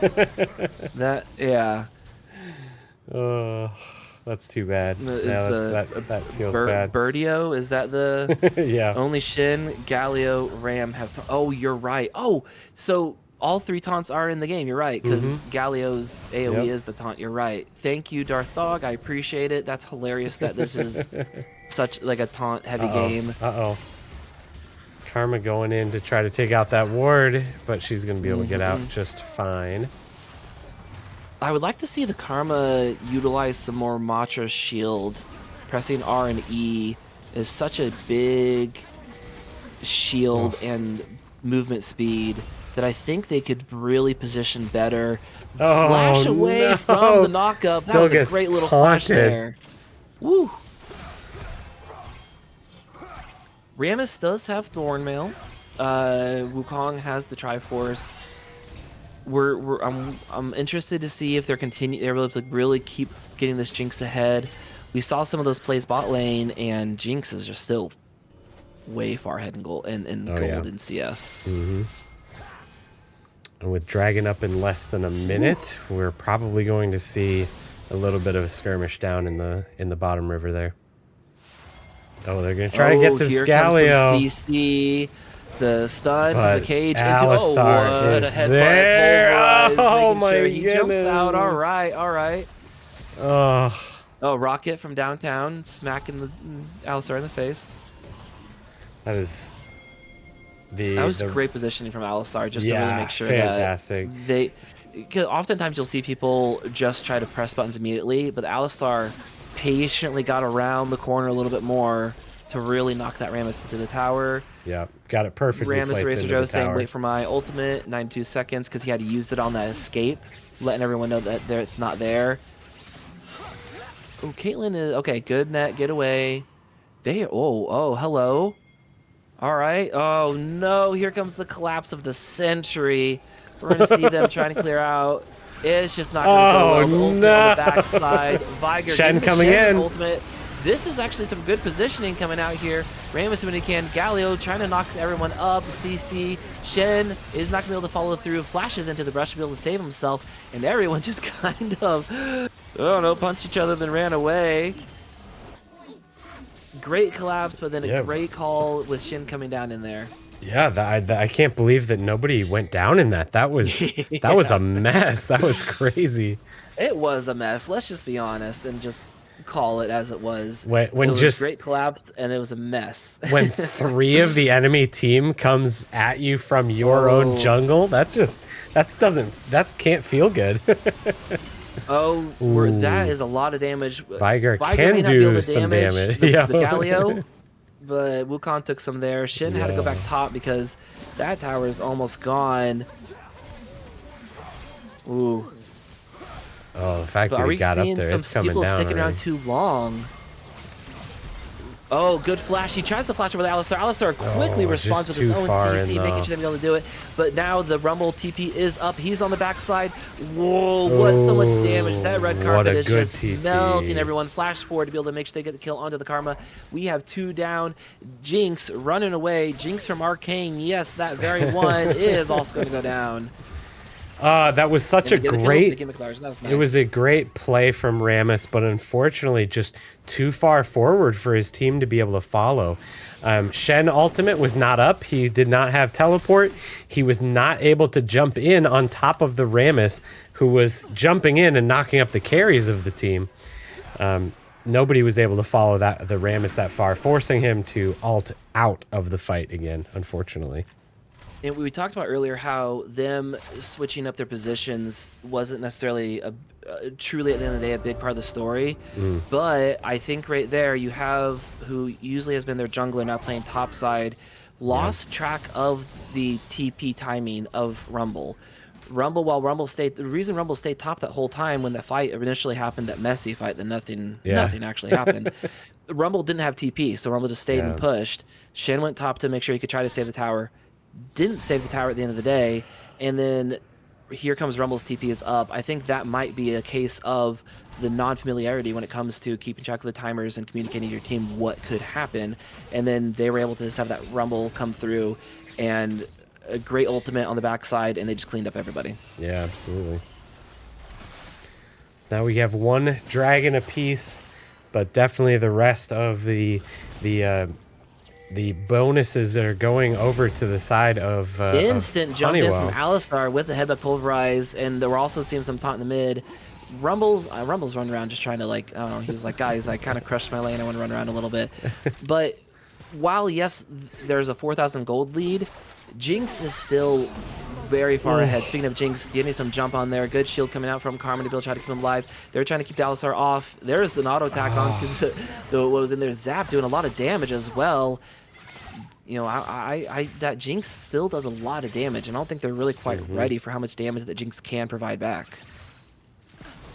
Well, and it was just some unfortunate positioning there too, and just I think communication on this bot lane.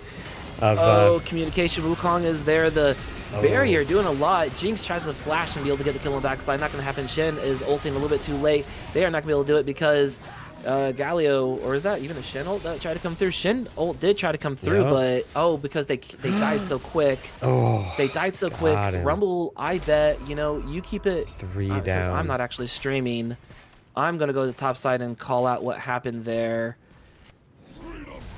All right. 3 down on the side of Burns and McDonald, though. That is a lot of winning lanes on either side at this point. Oh my! So here's what happened. Here's the replay for anyone that didn't catch it. Vigar going down in the middle lane to Galio, just as you're watching the replay. As I'm watching the replay, so Rumble is pushing in top. Shen goes way out of position in the jungle to ult bot lane to save. Huge. And then is just standing there and gets melted by Rumble before Shen can react because Shen is just locked into the ultimate animation and can't do anything about it. That'll happen. All right, where are you at? What's your timing? 18:02. Okay. Huge ultimate from Rammus came in, locked up Caitlyn, who stuck around way past due, and we've got a lot of action going in on, like we said, the mid lane. Galio got a kill on Vigar, and now we've got another tower going down in favor of Honeywell as they are just pushing like crazy. Oh, what a great headbutt pulverize from Alistar. Just the kind of, I don't know, I feel like teaching them who's in charge of the lane right now. Yeah. Oh, they're trying to speed up and catch here. We'll see if they can actually catch one out. There was a bunch of flashes in there, making sure they get in there. Double taunt coming from the Galio. So much onto the Vigar, going down immediately. Shen trying to save someone. Not going to be able to happen as Rammus also goes down. Great ultimate from Rumble on the backside. Alistar just poking him around. Caitlyn firing from so far away. Here comes the ace in the hole. Not going to actually get the kill. Jinx trying to get some objective gold onto a tower. Did throw the ultimate out there, but just not gonna be able to do it. And great shot calling. And Rift Herald coming down is is going to mean at this rate, we're getting a second turret down. Oh, this is going to go down real quick with everybody there. Jinx is finally going back after that. That objective gold is going to be gained, but a little too late at this point. Got a good item build on the backside of that, but here they come through. Great double taunt onto the backside from Shen. That is so much damage that Jinx can put out now with the Infinity Edge, trying to push them away. Not a lot of follow through. I wouldn't get too far out there, Viger, if I were you, but you know, what do I know right now? Wukong getting some some jungle on the run out. Now Honeywell being a player down. Are they going to be able to get this dragon? Ooh. They're going to be fighting for it. There's the Shen ultimate coming in. Shen trying to do so much. They do get the kill. Jinx taking out Alistar. Who's going to stop? Jinx is excited, just pouring out the damage. Protect the carry is working. Are they going to jump away with this? They get out in time. Oh, the rocket not quite catching him. I would have loved to see that connect, but Jinx not giving it up. And yes, the same Jinx from Arcane showing up on that one. The protect the carry comp all of a sudden is coming in clutch for BMCD as Jinx is starting to take off here. Getting some kills, up to 4 now. Had always been ahead. Now just has a little bit more peel than just the karma. Really starting to play into their favor. But did they stick around too long? Knock up, double knock up for Jinx. She can't go anywhere. There's the Rumble ultimate. Karma can't save on the backside either. Mid lane, we saw some damage coming from Caitlyn. I think Caitlyn used Ace and Hold to make sure that Viger backed up and couldn't actually follow through with anything. A TB from Galio, they are just pushing. Trying to get that making second everyone inhibitor. fall back so they can gain control of it. Release the second inner turret there. They didn't get the inhibitor on the middle lane yet. But they've got, now, we'll be here shortly. 2 inhibitors exposed. Justice Punch not getting him out of there. That is a lot of damage that is coming through. But Wukong shuts that down, trying to be able to through. Is Shen able to get the last auto attack on here? Justice Punch, he's just getting knocked around in the bounce house. He does get a kill with the Jinx, getting that final kill. Jinx is excited. Jinx might just be able to kill everyone here, chasing him down, being able to run back up on the backside. Great job from Karma to be able to make some space. Zap slowing him down a lot. Flash over again from Eraser Joe, getting the taunt onto Rumble, who could have been the only one to really stay on this side. Another get excited. This might be an unofficial pentakill, right? That's a double kill. Holy cow. They're not going to chase after. They're going to go straight into getting Baron. Man. Although they've got to stop going 80%, or else this Jinx is just gonna keep cleaning up on these fights. Wukong is here. He does have smite, but if he can't get close, he's being annoying. He's doing a lot of damage. There's a TP coming in. He's ulting. He's trying to be able to. He needs his team to get there to help him. Yeah. But he's gonna be able to snipe it out. Who gets it? Jinx. Of course Jinx gets it. What are we talking about?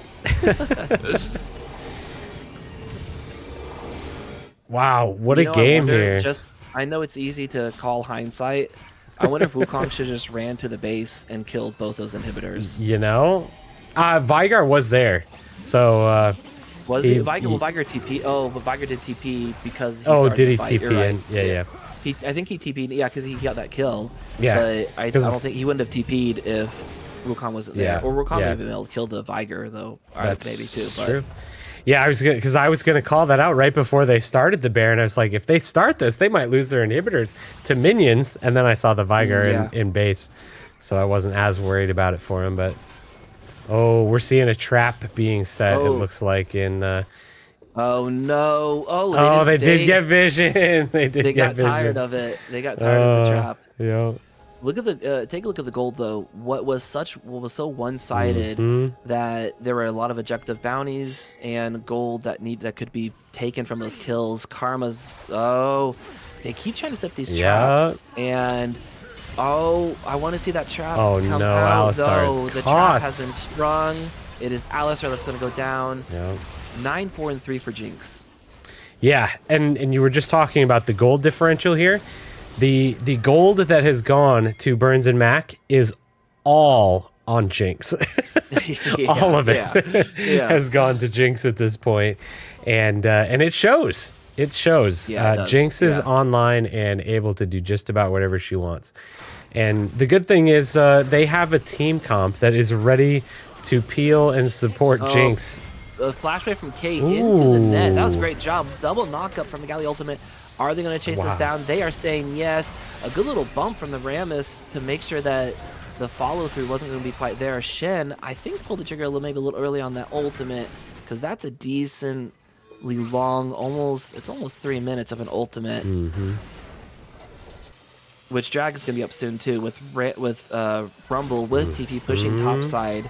No TP for the side of BMCD. Yeah, 30 seconds until that dragon. I don't think the dragon is like super important at this point. We're not at close to soul for anybody. So it's just another objective to fight over. I don't think it's at least a game winning objective at this moment. So probably not a huge deal, but yeah, Honeywell definitely trying to set that up as well as they can. Yeah, they are definitely going to be fighting over it, so treating it as one of those objectives. Trying to keep people separated out. Oh, what? He poked out on the backside. They didn't see him there until it was too late. Great taunt coming out. Rumble with a great massive ultimate. Shen does go down. Golden Banana gets that one. Galio just still so tanky. Getting a lot of damage, though. Are they going to be able to follow through? Good job with the Hourglass. Caitlyn just keeps poking on the backside. Justice punches away. If Jinx gets excited here, it might be over for him, though. They're actually going to follow through. Killing off the Alistar. Is that it? Yeah, the Comet getting the kill. Double kill. Zap not going to land. I don't think they can follow through with this. But their turnaround from Jinx. Their turrets. Got excited. Their turrets are going down. How close is it? I think they get back, don't they? Yeah. Oh yeah, they'll get back in time to save it. Are they gonna? Did we just? Oh my goodness! Has 30 HP. Oh my goodness, that was so close. It is slowly climbing back up. Question mark ping does come down onto Dragon though.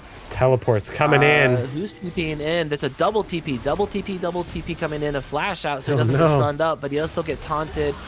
Now we see just getting blown up by Viger. Wukong hung out to dry. Double kill. Because apparently he didn't use the ultimate on that first kill. I thought he used the ultimate on the first kill. Yeah, I thought the same thing.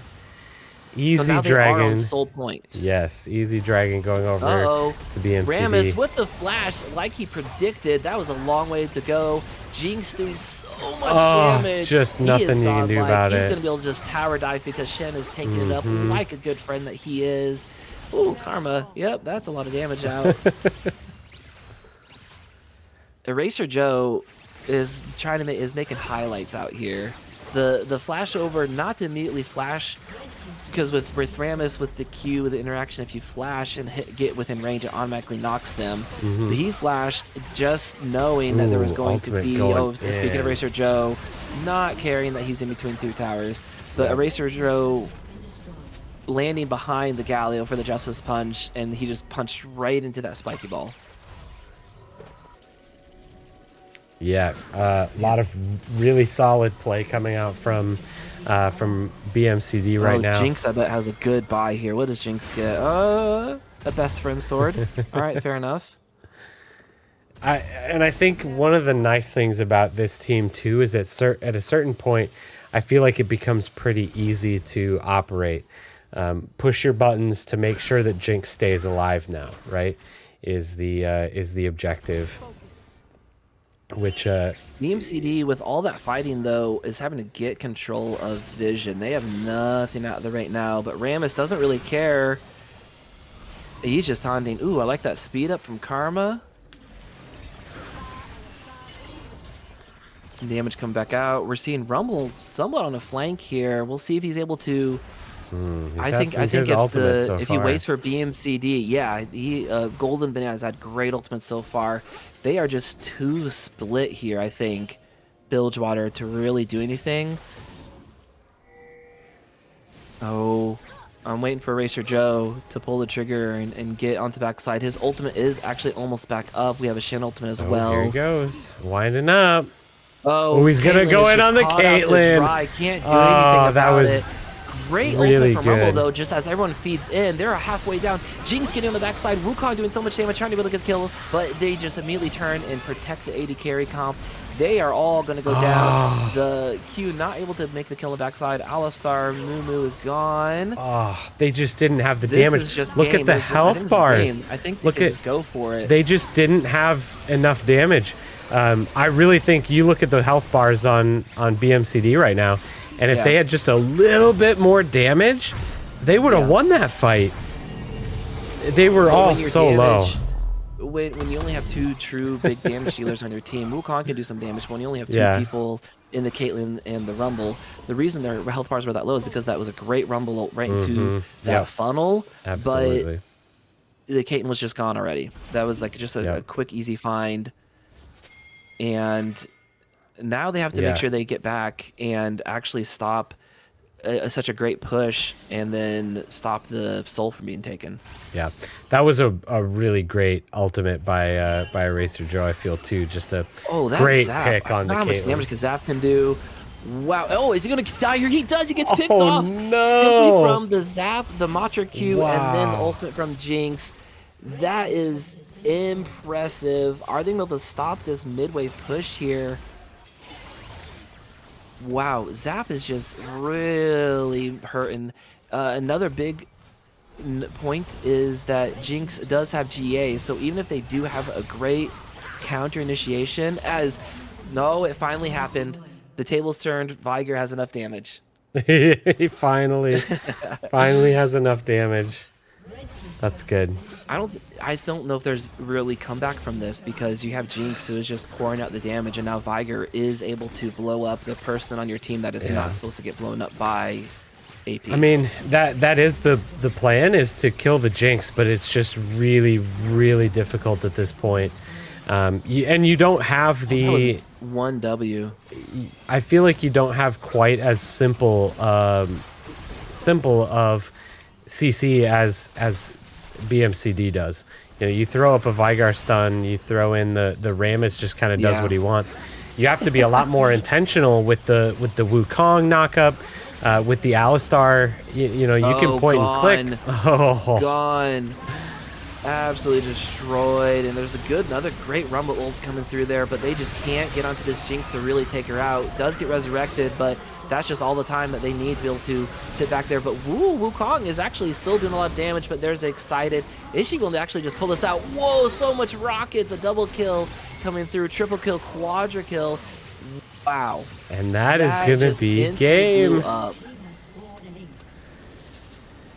Congratulations to BMCD for locking in that beautiful game number 2 comeback. And we're going to a game 3. That is crazy. What a crazy turn of events. And it was so most of these games, we really have felt like we're not sure who's going to be winning this, right? We don't know. Yeah. And then as soon as like that Jinx came online, we're like, well, we're going to a game 3, I guess. Well, and when did that Jinx come online too? That Jinx came online when they were defending their base. Yeah. Like if that didn't happen right there at that base to get excited and chase people down, the game would have been over. But that just like kept them in it just enough each time that then before you know it, the Jinx is just, especially that mid lane play with the zap into the Karma into the Megadeth rocket. Yeah. What do you even do against that? That's just crazy. Well, you just don't get hit by it, I guess is really what you need to do. You know, stand behind your meat shield. Absolutely. Like if you get zapped, that means that you're out of position. You know, that's just what can happen. But it also shows just the comfortability that who was it that was on bot? Ultra Slime had on Jinx. Man. Oh yeah, absolutely. That was fun. Well, and it'll be interesting too. Again, like we talked about it, this is going to be the last game, game 3. And so it'll be great to see what they pull out, especially since it feels like they're switching around of champs. Like, what do you do now? Do you go back to everyone where they were the first game, or do you keep it the way it is? Yeah, that's a really good question. And how do you prepare for that, you know, on the side of Honeywell? I think, well, to answer that question, I think you still have to ban out those champs that can be piloted to a victory fairly easily. Yeah. And which is what they've done the past 2 games. So I think you just got to do that again. You got to force them to make the change. Mm-hmm. All right. So they are figuring out side selection right now and hopefully getting into this.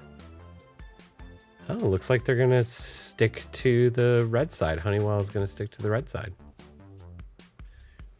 I like that. I think trying to be able to get a better feel of, oh yeah, these guys can take these characters, these champs, different places. I think if you can have a better feel of what you can get for, you know, a champ that you really want, as well as a counter pick, I think you can be able to do that.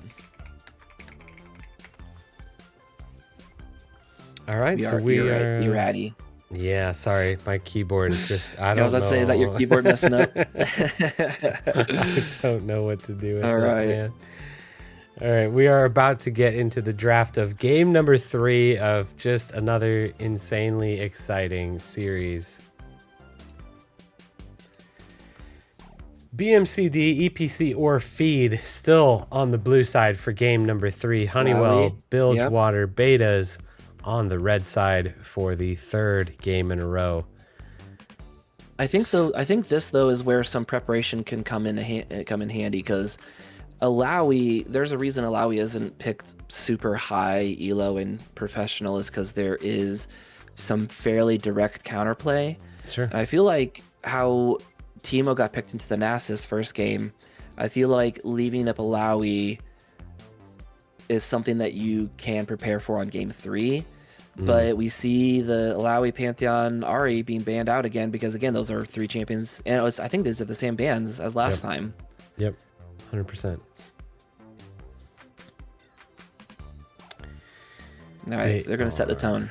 I'm gonna stop guessing where these champions go, because apparently I just don't know what's gonna they happen. are going crazy. We have no idea where any of these champions are gonna be. Yeah. Zach. All right, that's who I think. Bacon might pull out Zach. That's my call. Okay. Looking at some spreadsheet stuff there. Scion. All right, yeah. Scion's good. Another, it's okay if I lose early on, I can still come through later on for the team type of champ. Absolutely.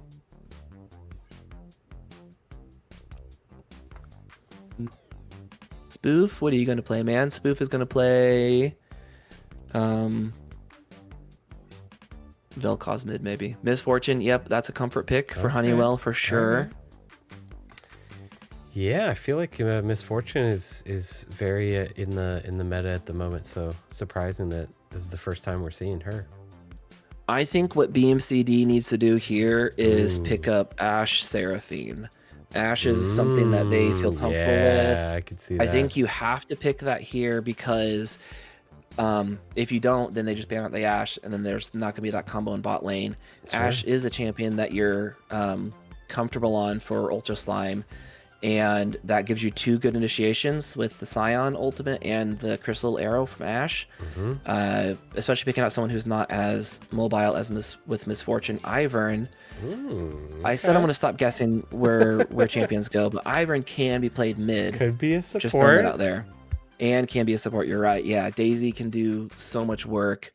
Twitch, though, all right. This is another protect. I mean, if you throw your Ivern shields on there, and that you got something great. I wonder if we'll see a Morgana mid even. Therefore, they can't get CC'd up. The Twitch can't get CC'd up. But Trundle being able to steal away Scion's stats will be so beefy. Yeah, that's and the Thresh. I like that. There you go. Thresh does come out. Devin gives a little shout out. Yeah. You know, I almost was thinking that it was going to be a Trundle support. But I think I like this better. I think I like You're this just better. trying too hard. You can Trundle. Too much chaos. I think Trundle support could be really strong. I think it's. I mean, he did get played. He used to be played all the time. Yeah.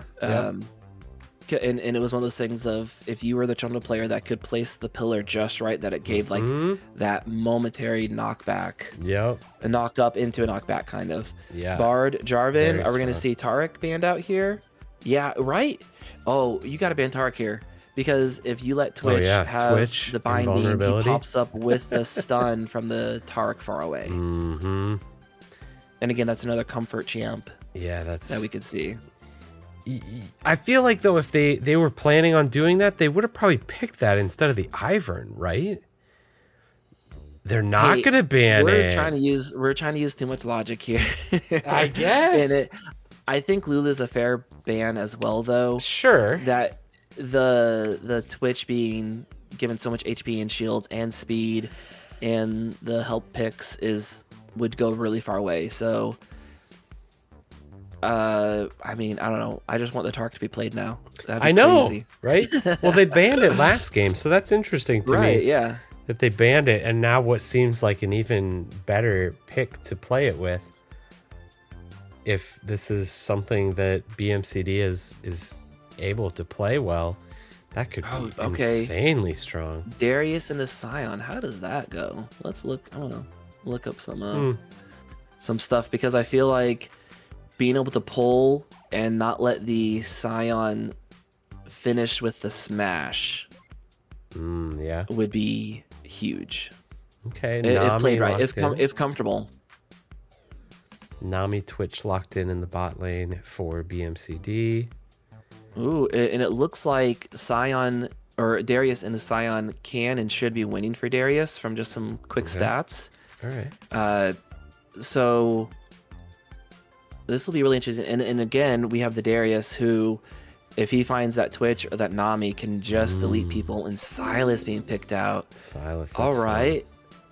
If I remember right, Trundle's ultimate has a decent AP ratio. Because I remember you could, as a troll build, you could build some kind of dot with him and just, hope and pray that you could kill someone by throwing your ultimate onto him. But these are some pretty solid ultimates to be stealing, though. Trundle. Yeah. You got Darius. You got the Misfortune. Those are some solid ultimates to steal. Oh, Anivia Wall for the Scion, though. It'd be pretty huge, making sure that that's not a factor. But that, again, I feel like we're 3 for 3 with fun team comps. So this is going to be absolutely another great game. Another really fun one here. This is definitely going to be good.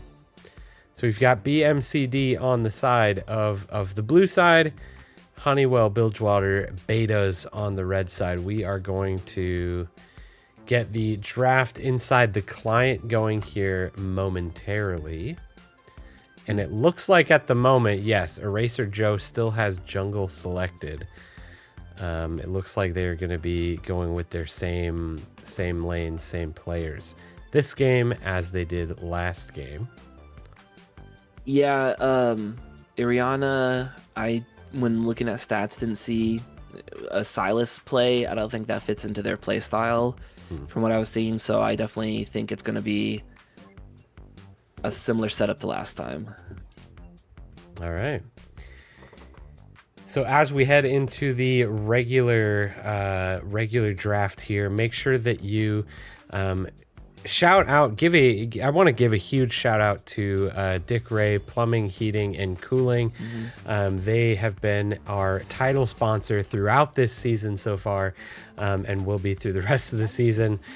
Huge shout out to them. They are fantastic for letting us play some games here in Kansas City and supporting Kansas City esports. Huge shout out to the rest of our sponsors: Henderson Engineers, Select Quote, WellSky, and Casey Game On. Please go and support these companies as much as possible. And if you want your company to be listed among these elite companies in Kansas City as well, definitely get in contact with Nick on either the Casey Game On Discord, email him. Everything is on the website, caseygameon.com. He would be more than happy to help any company get into the Corporate Esports Cup as of next year.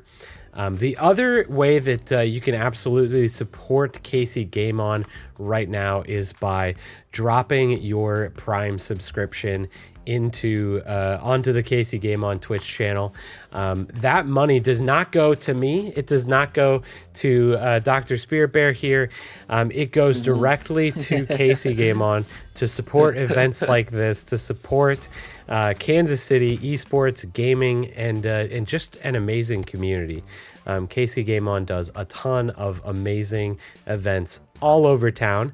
Like this weekend, Casey Game On will be hosting the gaming tent at the Pride Festival going on this weekend. Yeah. So if you are going to the to Pride Fest over this weekend, make sure you stop in to the Casey Game On gaming booth there and enjoy some amazing games with some amazing community around Kansas City here. So I want to put you on the spot. Do you know of any of the games that are going to be played at the gaming tent? The most popular is always Super Smash Brothers.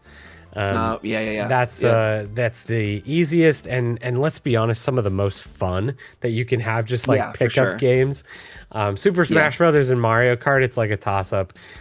You might actually see more of Mario Kart now that we've got a full lineup of Switch 2s and Mario Kart World on them. We'll probably see a lot of Mario Kart World people that haven't had a chance to play the Switch 2 yet, getting some time in on the new Mario Kart. It's an absolute blast. And man, when you have a chance, when you're at a festival like that and you have a chance to sit down in the shade and play some Super Smash Brothers or Mario Kart against your friends that are all there, like there's not many things that are better than that. So it's a great, like, and especially like setting up tents and stuff like that. It's a great like hangout, but also like a cool down, almost like a quick, like it could be a pit stop or it could be like a long stop too. Absolutely, always a good time. So that is what Casey Game On will be doing this weekend, but that's just an example of some of the events and some of the different things that Casey Game On does throughout the year. The other big thing is the LAN parties. Casey Game On hosts 2 a year LAN parties. The next one coming up is going to be the 100th LAN party 100 that we've hosted in the Kansas City area here. It's going to be big. That's all I can tell you. Now that I know that Nick is in the chat, he loves it when it is described. It is going to be a massive event. It's going to be huge for event number 100. So if you can set your expectations as high as you want, and it will still be above that. Absolutely. I feel like that was a quote I heard Nick say. He said something like, there's not enough hype in the world or something like that. I don't want to misquote him by any means. Sounds right. That sounds right. All right, we have just over 2 minutes left in the spectator delay here. So I've completely forgot. I'm going to get the prediction started. We did see a very close 50-50 split in the last one there. So I'm going to start. You have 5 minutes to put your predictions in for game number 3 of week 4 of the Kansas City Corporate Esports Cup, powered by Dick Ray Plumbing, Heating, and Cooling. Who do you think's going to win?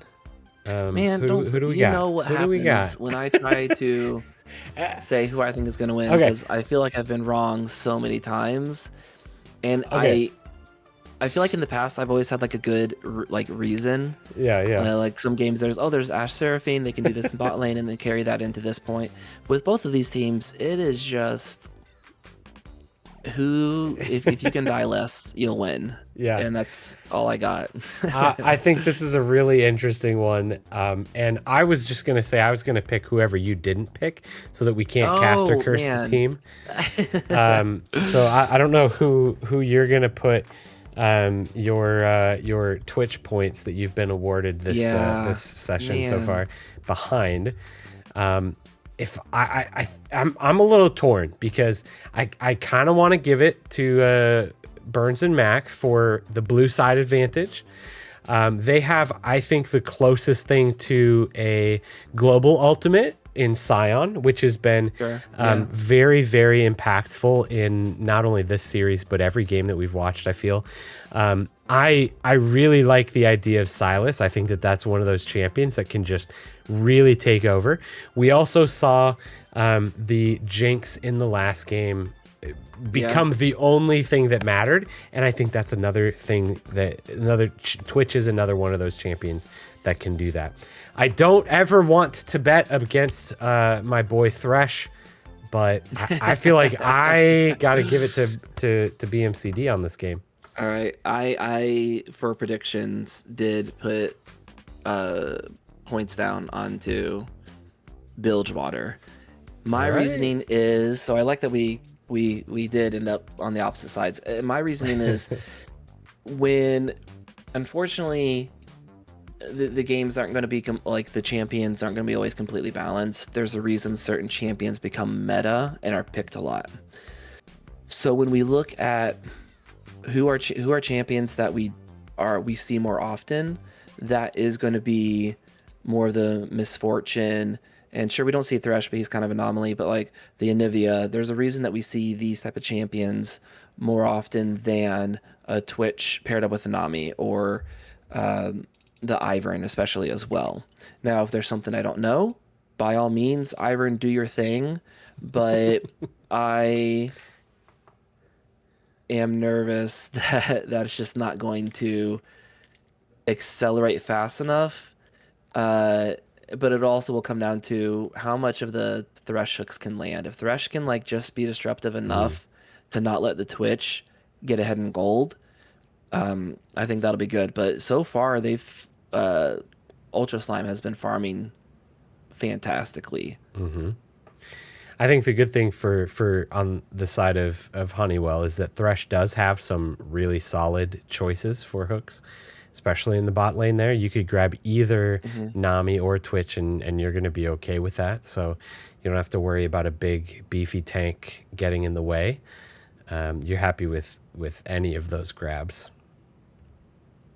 And something that we've mentioned oftentimes in especially these more free-flowing teams are the comfortability on champs.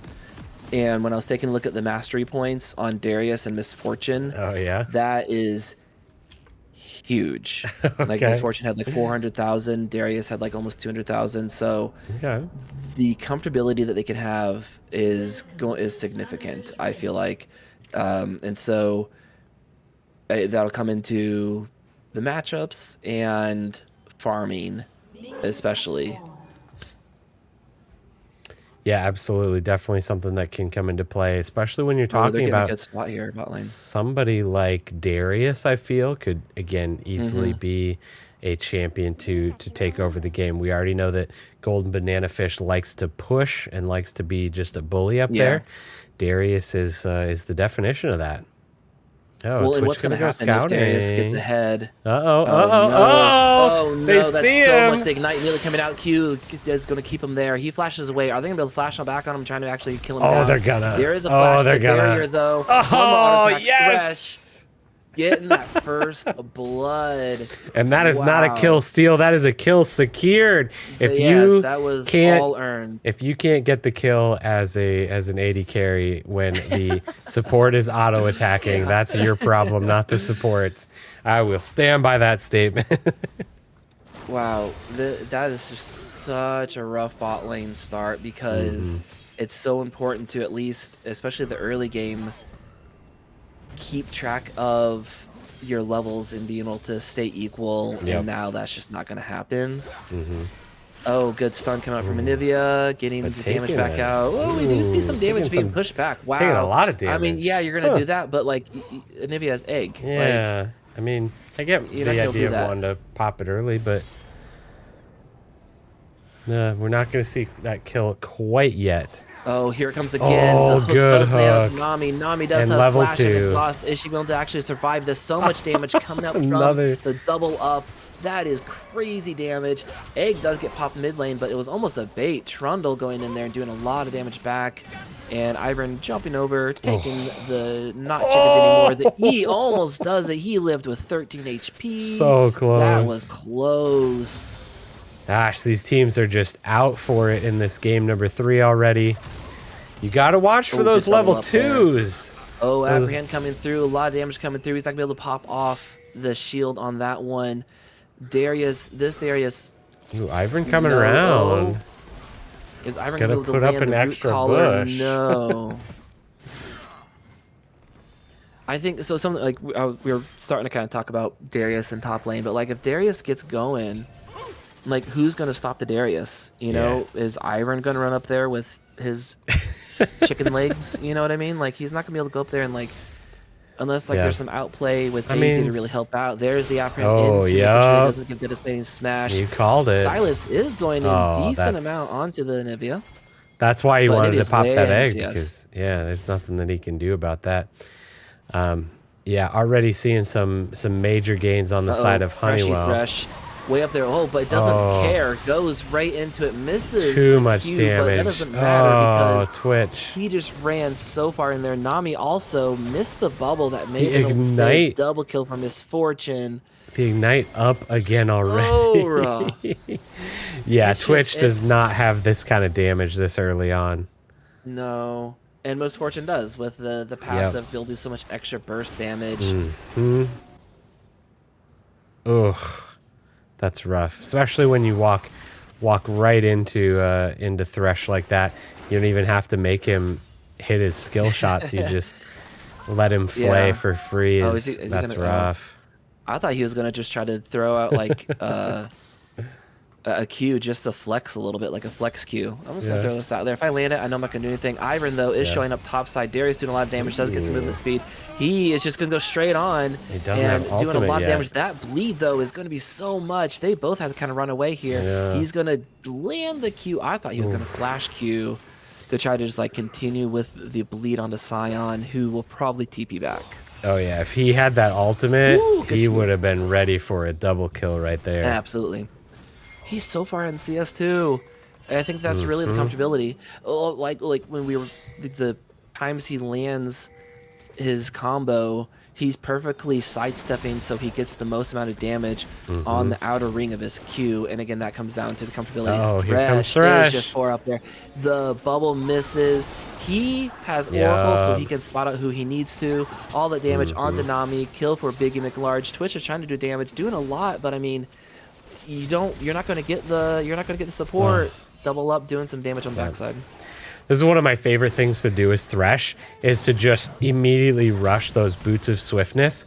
It is such a massive threat that you have to watch for how quick he's going. Oh, Biggie McLarge, man, has landed 2 or 3 of those some really off a good minion. Ones. Yep. Man, that is hard to be that consistent on. Going to get the plate, and I thought they were just going to say I thought they were going to send it there just to be a power play, but they both have like the bounties on them right now. Yep. Twitch surprisingly actually up in farm right now. I was going to say the bot lane has not gone well, but the fact that he's still up CS still shows that Ultraslime Blake is good at this game. And I also think, these kills against Twitch have come in early enough where the bot lane can't push fast enough to get the minions to the turret quick enough to make him lose the farm yet. So he's been able to keep up in CS at least, but definitely not when it comes to champion kills. He's lagging behind there. There it is. I don't think he can get the kill here. Maybe he can because he didn't land that knock up on there. The flash away after it actually comes down. Oh, and then he comes I think a panic ult. Yeah. There it is. Oh, great job. Beautiful. There's the bullet time.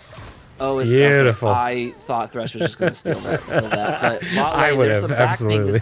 A flash away from Misfortune because Silas is here. He does. Oh, there's beautiful. What teamwork. This bot. Can I switch my pick to this bot lane?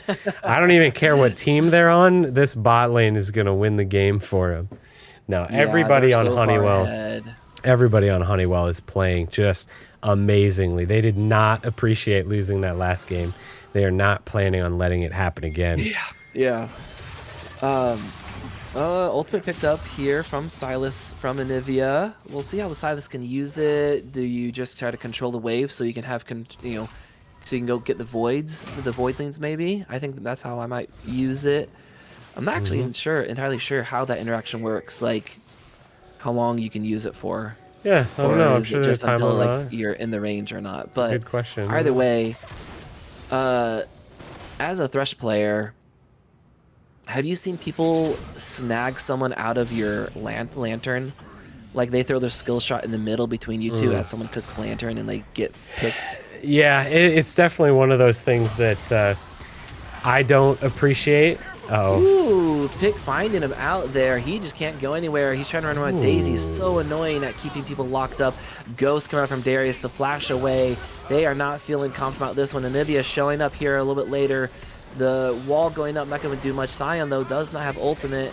Everyone's just kind of running around and not wanting to fully engage in this. So, oh, okay, I say that, and then Ivern goes back in with Daisy because, again, Daisy can just be so annoying. Some fighting in the bot lane. Is the Q going to land? Yes, it does. He predicts that the threat, or the Twitch is going to keep running forward. Great bubble. Exhaust coming out. Exhaust, though, does go into the Thresh, so I think that was just kind of a panic click on there. Damage does get put back out from the Expunge. Wow, they yeah. Looks like Trundle is still finally getting to grab those void I was crabs. I was gonna say He's stuck finally on them. He did not want to give them up. But lots of fighting. No kills going down in that in any of those skirmishes going on though. Oh, another beautiful hook. That's a kill. Oh, a kill on backside because the double up. There's just nothing that you can do about that. Thresh wants to go. He's like, let's go. Oh, he was ready for a double kill there, but Ivern coming around. He might get picked off here. No, they see him. The root does land. That's just so much damage coming back out. There the it barrier is. Double shuring. That's not going to actually get the kill. Giving the 6th kill to Misfortune at before 10 minutes. Before 10 minutes. It's just not being on display quite yet, but it will soon. Is the amount of XP loss that bot lane is having, as well as Ivern. When Ivern was fighting around voids, the void like that, that was just so much XP lost because Ivern, with the setup of how you actually farm the jungles, needs to be preparing and getting things set up ahead. And we can look on the map, and there's just Ivern is not going to be jumping forward in XP, and would just slowly fall behind, and then not going to be able to protect the Twitch at all. And Darius is going to keep just doing his thing too with the grab here. So much damage put out. Again, though, bot lane not going how they want, but Ultra Slime still up in CS is crazy. Yeah, like, and to be fair, this is. I'll leave it up here, but yeah. I don't want to say it's similar to last game, but this is kind of the same setup we had before Jinx really took off. That's true. You know, Honeywell did have a pretty good handle on things, and then all of a sudden Jinx came out of nowhere and just destroyed every chance that they had at winning. Oh, good gank in mid, stun coming out. Root does not land from the Ivern. The hack in the chat is saying that Ivern should go top. Oh, but just kidding, because here's some fight in mid lane. Jumping back there, throwing out so much damage. There was just a burst coming out. Anivia somehow still alive on this. Daisy is not going after the Anivia. There it is. Is Daisy going to fall? No, it's not actually going to get the kill because there's the egg. I was going to say I wanted to see the Ivern try to go mid. If you throw the shield onto Silas, who can then hopefully easily with a couple clicks get onto the Anivia for the slow, but then when you still just have Trundle who can back you up really easy. First turret before 12 minutes. Oh, the wave gonna protect. Is Twitch gonna try to fight this back? No. Nope, that's fair. Just trying to stay alive at this point. Flash forward from the 12 minutes. From the Thresh, but that's rough. Oh man, Thresh is feeling so confident so many times just walking underneath the bottle. Or the bubble, not bottle. Ugh. Use teleport, calling that out. Great communication. We're looking for some kind of fight here at Dragon. Guys, I would say give it up and just get the farm and get some vision down. A good bubble, but I mean, if Misfortune ults, it's over. Right. Yep, they are going to get that one for very, very cheap. Yeah. Getting their second dragon of the game so far. Going back to some plays we saw bot lane, as we kind of just see Bilgewater just controlling the map and not being pushed around. It's so fun to see, like, the Thresh, and I feel like this is what you can usually do on a hook champion, is you step up onto someone and your first hook is actually like way in front of them because they are going to try to keep walking forward. But then your next one is behind them, knowing that they'll actually walk backwards that time. Yep, and we saw both of those back to back by the Thresh, and it just steamrolling that. I'm not sure why they haven't rotated mid with bot lane. That I feel like you just keep pushing down tower, just keep getting that money from Misfortune, especially. What's Silas gonna do? Steal the Misfortune ult and clear the wave before he gets Thresh hooked? Like there's not much that can happen there. Uh-oh, Root Caller. Is that gonna actually be doing anything? No, he'll just run away. Silas and Jungle finding each other in the river. Oh, the collapsing onto the Silas with the Thresh here. Good flash over. Good moves trying to be able to get out there. Thresh does not land the hook. Well, on purpose missed because if that was Devin, that would the slow into Misfortune, not be able to get the kill, but still just kind of a power move as they're doing so much damage onto this new turret. Twitch trying to find an angle, but just there's not going to be enough time to lay out the poison on everyone. The bounty's coming out already on those turrets too. Yeah, I feel like BMCD has kind of two options at this point.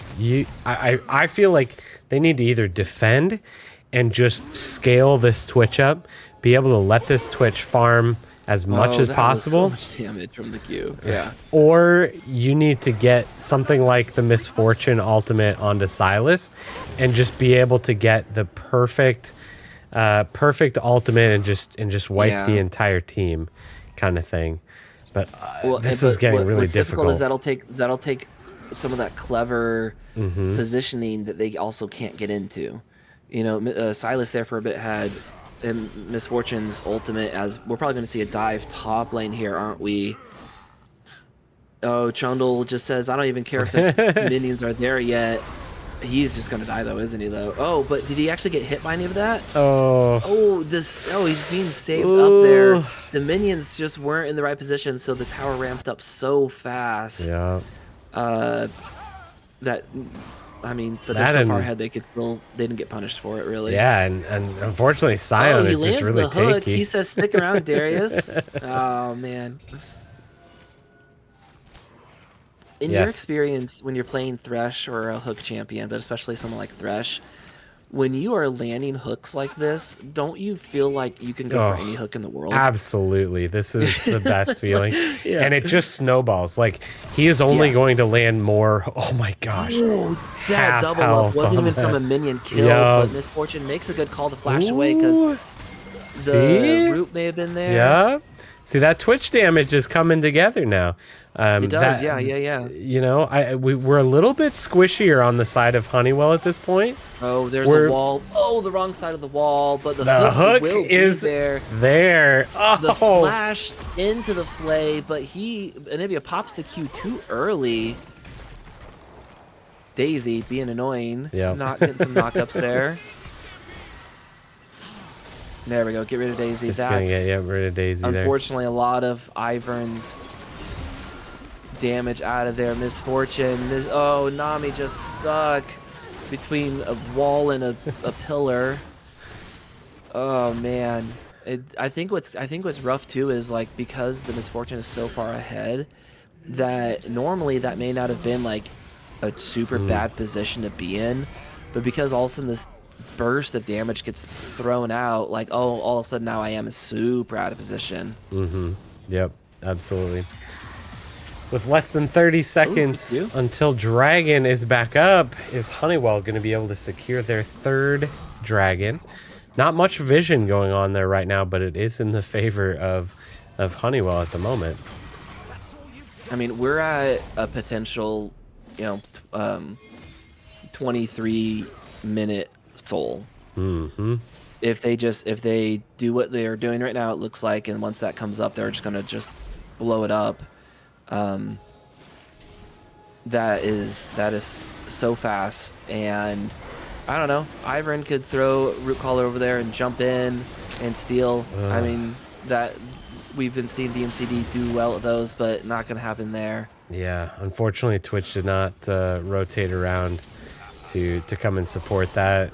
But Which is fair. Probably, probably fair. And I would not want to take that fight either. So there's that. Twitch coming up top here. This could be if he gets grabbed. That's a big thing. Scion, it didn't land out any of that CC though. Expunge doing some damage. But not quite enough. Not landing that ultimate. Oh, is he going to do it? Yeah, he is. Of course he is. What am I saying? Sorry, into beautiful so much CC. Timing. Get some good heal. The wave coming out. The shield from Ivern doing a lot to just really stall this out. My goodness, they can't finish her off. There's so much heals. Oh, how did she survive that? Is going to be able to. Oh no! Oh, there it is. Greedy on that. The double kill. Misfortune over the wall. Hook would have blown my mind if that landed. That would have been crazy, but good try. Vision from Misfortune as she is just speedy coming out here. That damage is crazy. She's got so much damage, and the collector does not. Oh, and they're look at them pushing up there, and there's question mark pings. They know that they're on grabbing these objectives, and Rift Herald is theirs. Oh, absolutely. Yeah, that one is another objective. Fight, though, gave me some hope, though, in the sense of absolutely. The shields and heals between Ivern and Nami, while this far down, was still pretty massive. Yeah, because imagine if you can do that to Twitch. Yeah, that's a pretty strong combo. Just long enough to lay down all that damage and expunge it. That'll be crazy, and they're just gonna blow up that tower too. Yeah. Oh, knocked on the backside, but it is a 3v2. Yeah, that's fair. They'll back off there. Yep. They got what they came for. They got the turret. Yeah, that was slow into the Hextech rocket belt. I'm wondering where they'll use Rift. I wonder if they might just shove it down mid. I would imagine that they're going to probably save it a little bit for when Dragon comes up. If they're able to, send... It'll last that long, right? Yeah, who has it? Does Trundle have it? Oh. I was going to say, it would have been ideal if, Darius or Anivia had it, was able to drop it in one of the side lanes, top lane, and then teleport down, but... Ooh. Oh, smash there on top side. There it is. It does get popped in mid. Trundle coming up with that. Rootclaw coming through. Does not answer with the hook on the backside. They might be able to... Oh, that slow from Misfortune into the pillar, into the bullet time. So much damage from the Misfortune. Double kill as there's a flash in. Triple kill. And, but we're going to see a kill top side. No. That was a good deal coming up.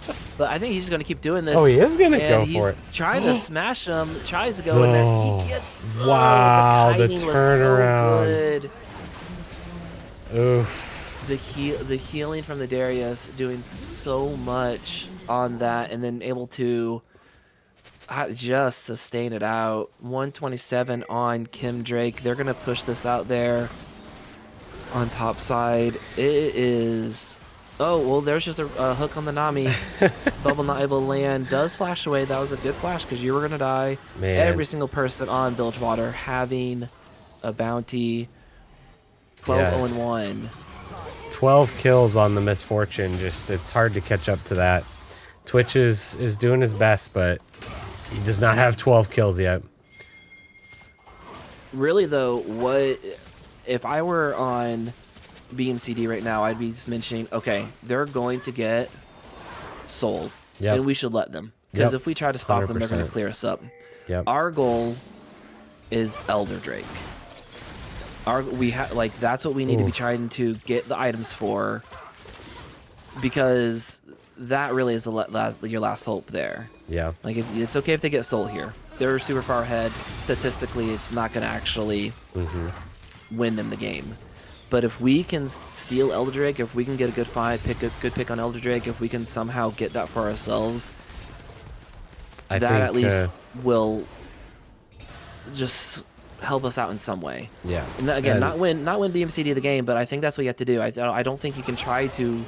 I think you got to let this sole goal and just let them get it as fast as they can. So therefore, Elder comes up as fast as it can. Hook does land. Are they just all going to go? Yeah. The play over the wall, legendary Big Mick Large. They're just going to continue to follow on this. Bullet time just ripping across, double kill. Are we going to see a great bubble to at least save some people, but it's not going to be enough because Bacon OP takes a bite out of crime on the back side of that, and they are just going underneath the turret. He's going to try to finish the turret so he doesn't die before it. Oh, he lives it out at the end of the day. I think this might be game. You've got it might be, but you've got minions are still so early. That's true. That is true. Yeah. I mean, at this point, I really think. But they do have that mid tower. You're right. Yeah, they've got. Open. They have super minions already in the base. Yeah. I think at this point. Help out here. Oh, everybody is coming up though. Good. Yeah, there we go. Good. That's a good job of not panicking and just doing what you can. Yep. They're gonna get Dragon here though as well. Darius pushing down the last tower out there. Oh. Oof. This is no rough. Towers left. Yeah. None. I think the only way out of this at this point is the Twitch. They really need to have him in a lane solo farming so that he can get caught up as quickly as possible. When everybody is sitting there whacking away at one of these super minions, he's getting, a fifth of the experience that he should be. That really needs to be the priority at this point. Let Honeywell take what they want. We need to focus on getting Twitch as powerful as possible, because if he can get a pick onto the Misfortune, all of a sudden they've got a chance, right? That's where they've got Honeywell has all their gold. Everything is into this Misfortune right now. All they need is one solid pick on her, and it's an even game. Grabs the Nami. Just doesn't take the ride in, knowing that they can just push them off a little bit. Not even close to being able to take this. Twitch is trying to push out that mid. Sometimes that's what you got to do. Is just take away the minions. Thresh though, are we gonna see a flash hook? Are you ready? I'm. you gotta flash the bubble and go for it. Oh no, Silas is doing so much damage. Silas wanted that bullet time to try to help against the minions that are gonna be pushed in there, but he just gets blown up. Shunda with a great pillow there to lock the Silas up, and they will just push. I think that was a ambush isn't gonna be able to do it. He's trying to flash around. It just doesn't happen. I think that was 3 auto tags. Bullet time. Just in the name of went to the grave. Over. Game. Nami in there. Ooh, triple kill coming through on the backside as the Pentagon box gets thrown down. GG's are said, and that was a great champ. Wow. Like, it was fun to see some different champs, but when I think really what helped out there was that comfortability into some champs that aren't as comfortable and aren't as good right now. But absolutely, that was a great showing from the bot lane, especially. Wow. Yeah, of Bilgewater. 18-0-5 from Biggie McLarge. What an MVP of this third game for sure. That is was an absolutely incredible showing.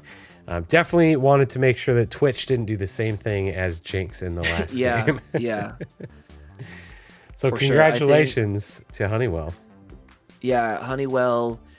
Both teams. Let's see if we have any updates actually on some of those other games. But both games, or both Honeywell teams, are really just showing up and doing their thing. Although, let's see here, we have so select quote 1, game 1, and game 2. Okay. And both of those look pretty definitive. Alawi with 99,000 damage to champions in a defeat. It looks like though. My. Jeez. Either way, there's something has. feel like something might be bugged with that. Do you remember, just as a callback, I know we're wrapping up, but when Victor came out, his E, when it would be used, added to your damage dealt to champion, like on like the whole line of it in the ground, so even if you didn't hit a champion. And so Victor's numbers were just stupid big charts when he wasn't doing anything. I don't think I remember that. But oh well. And then Well Sky won game 2, it looks like they said.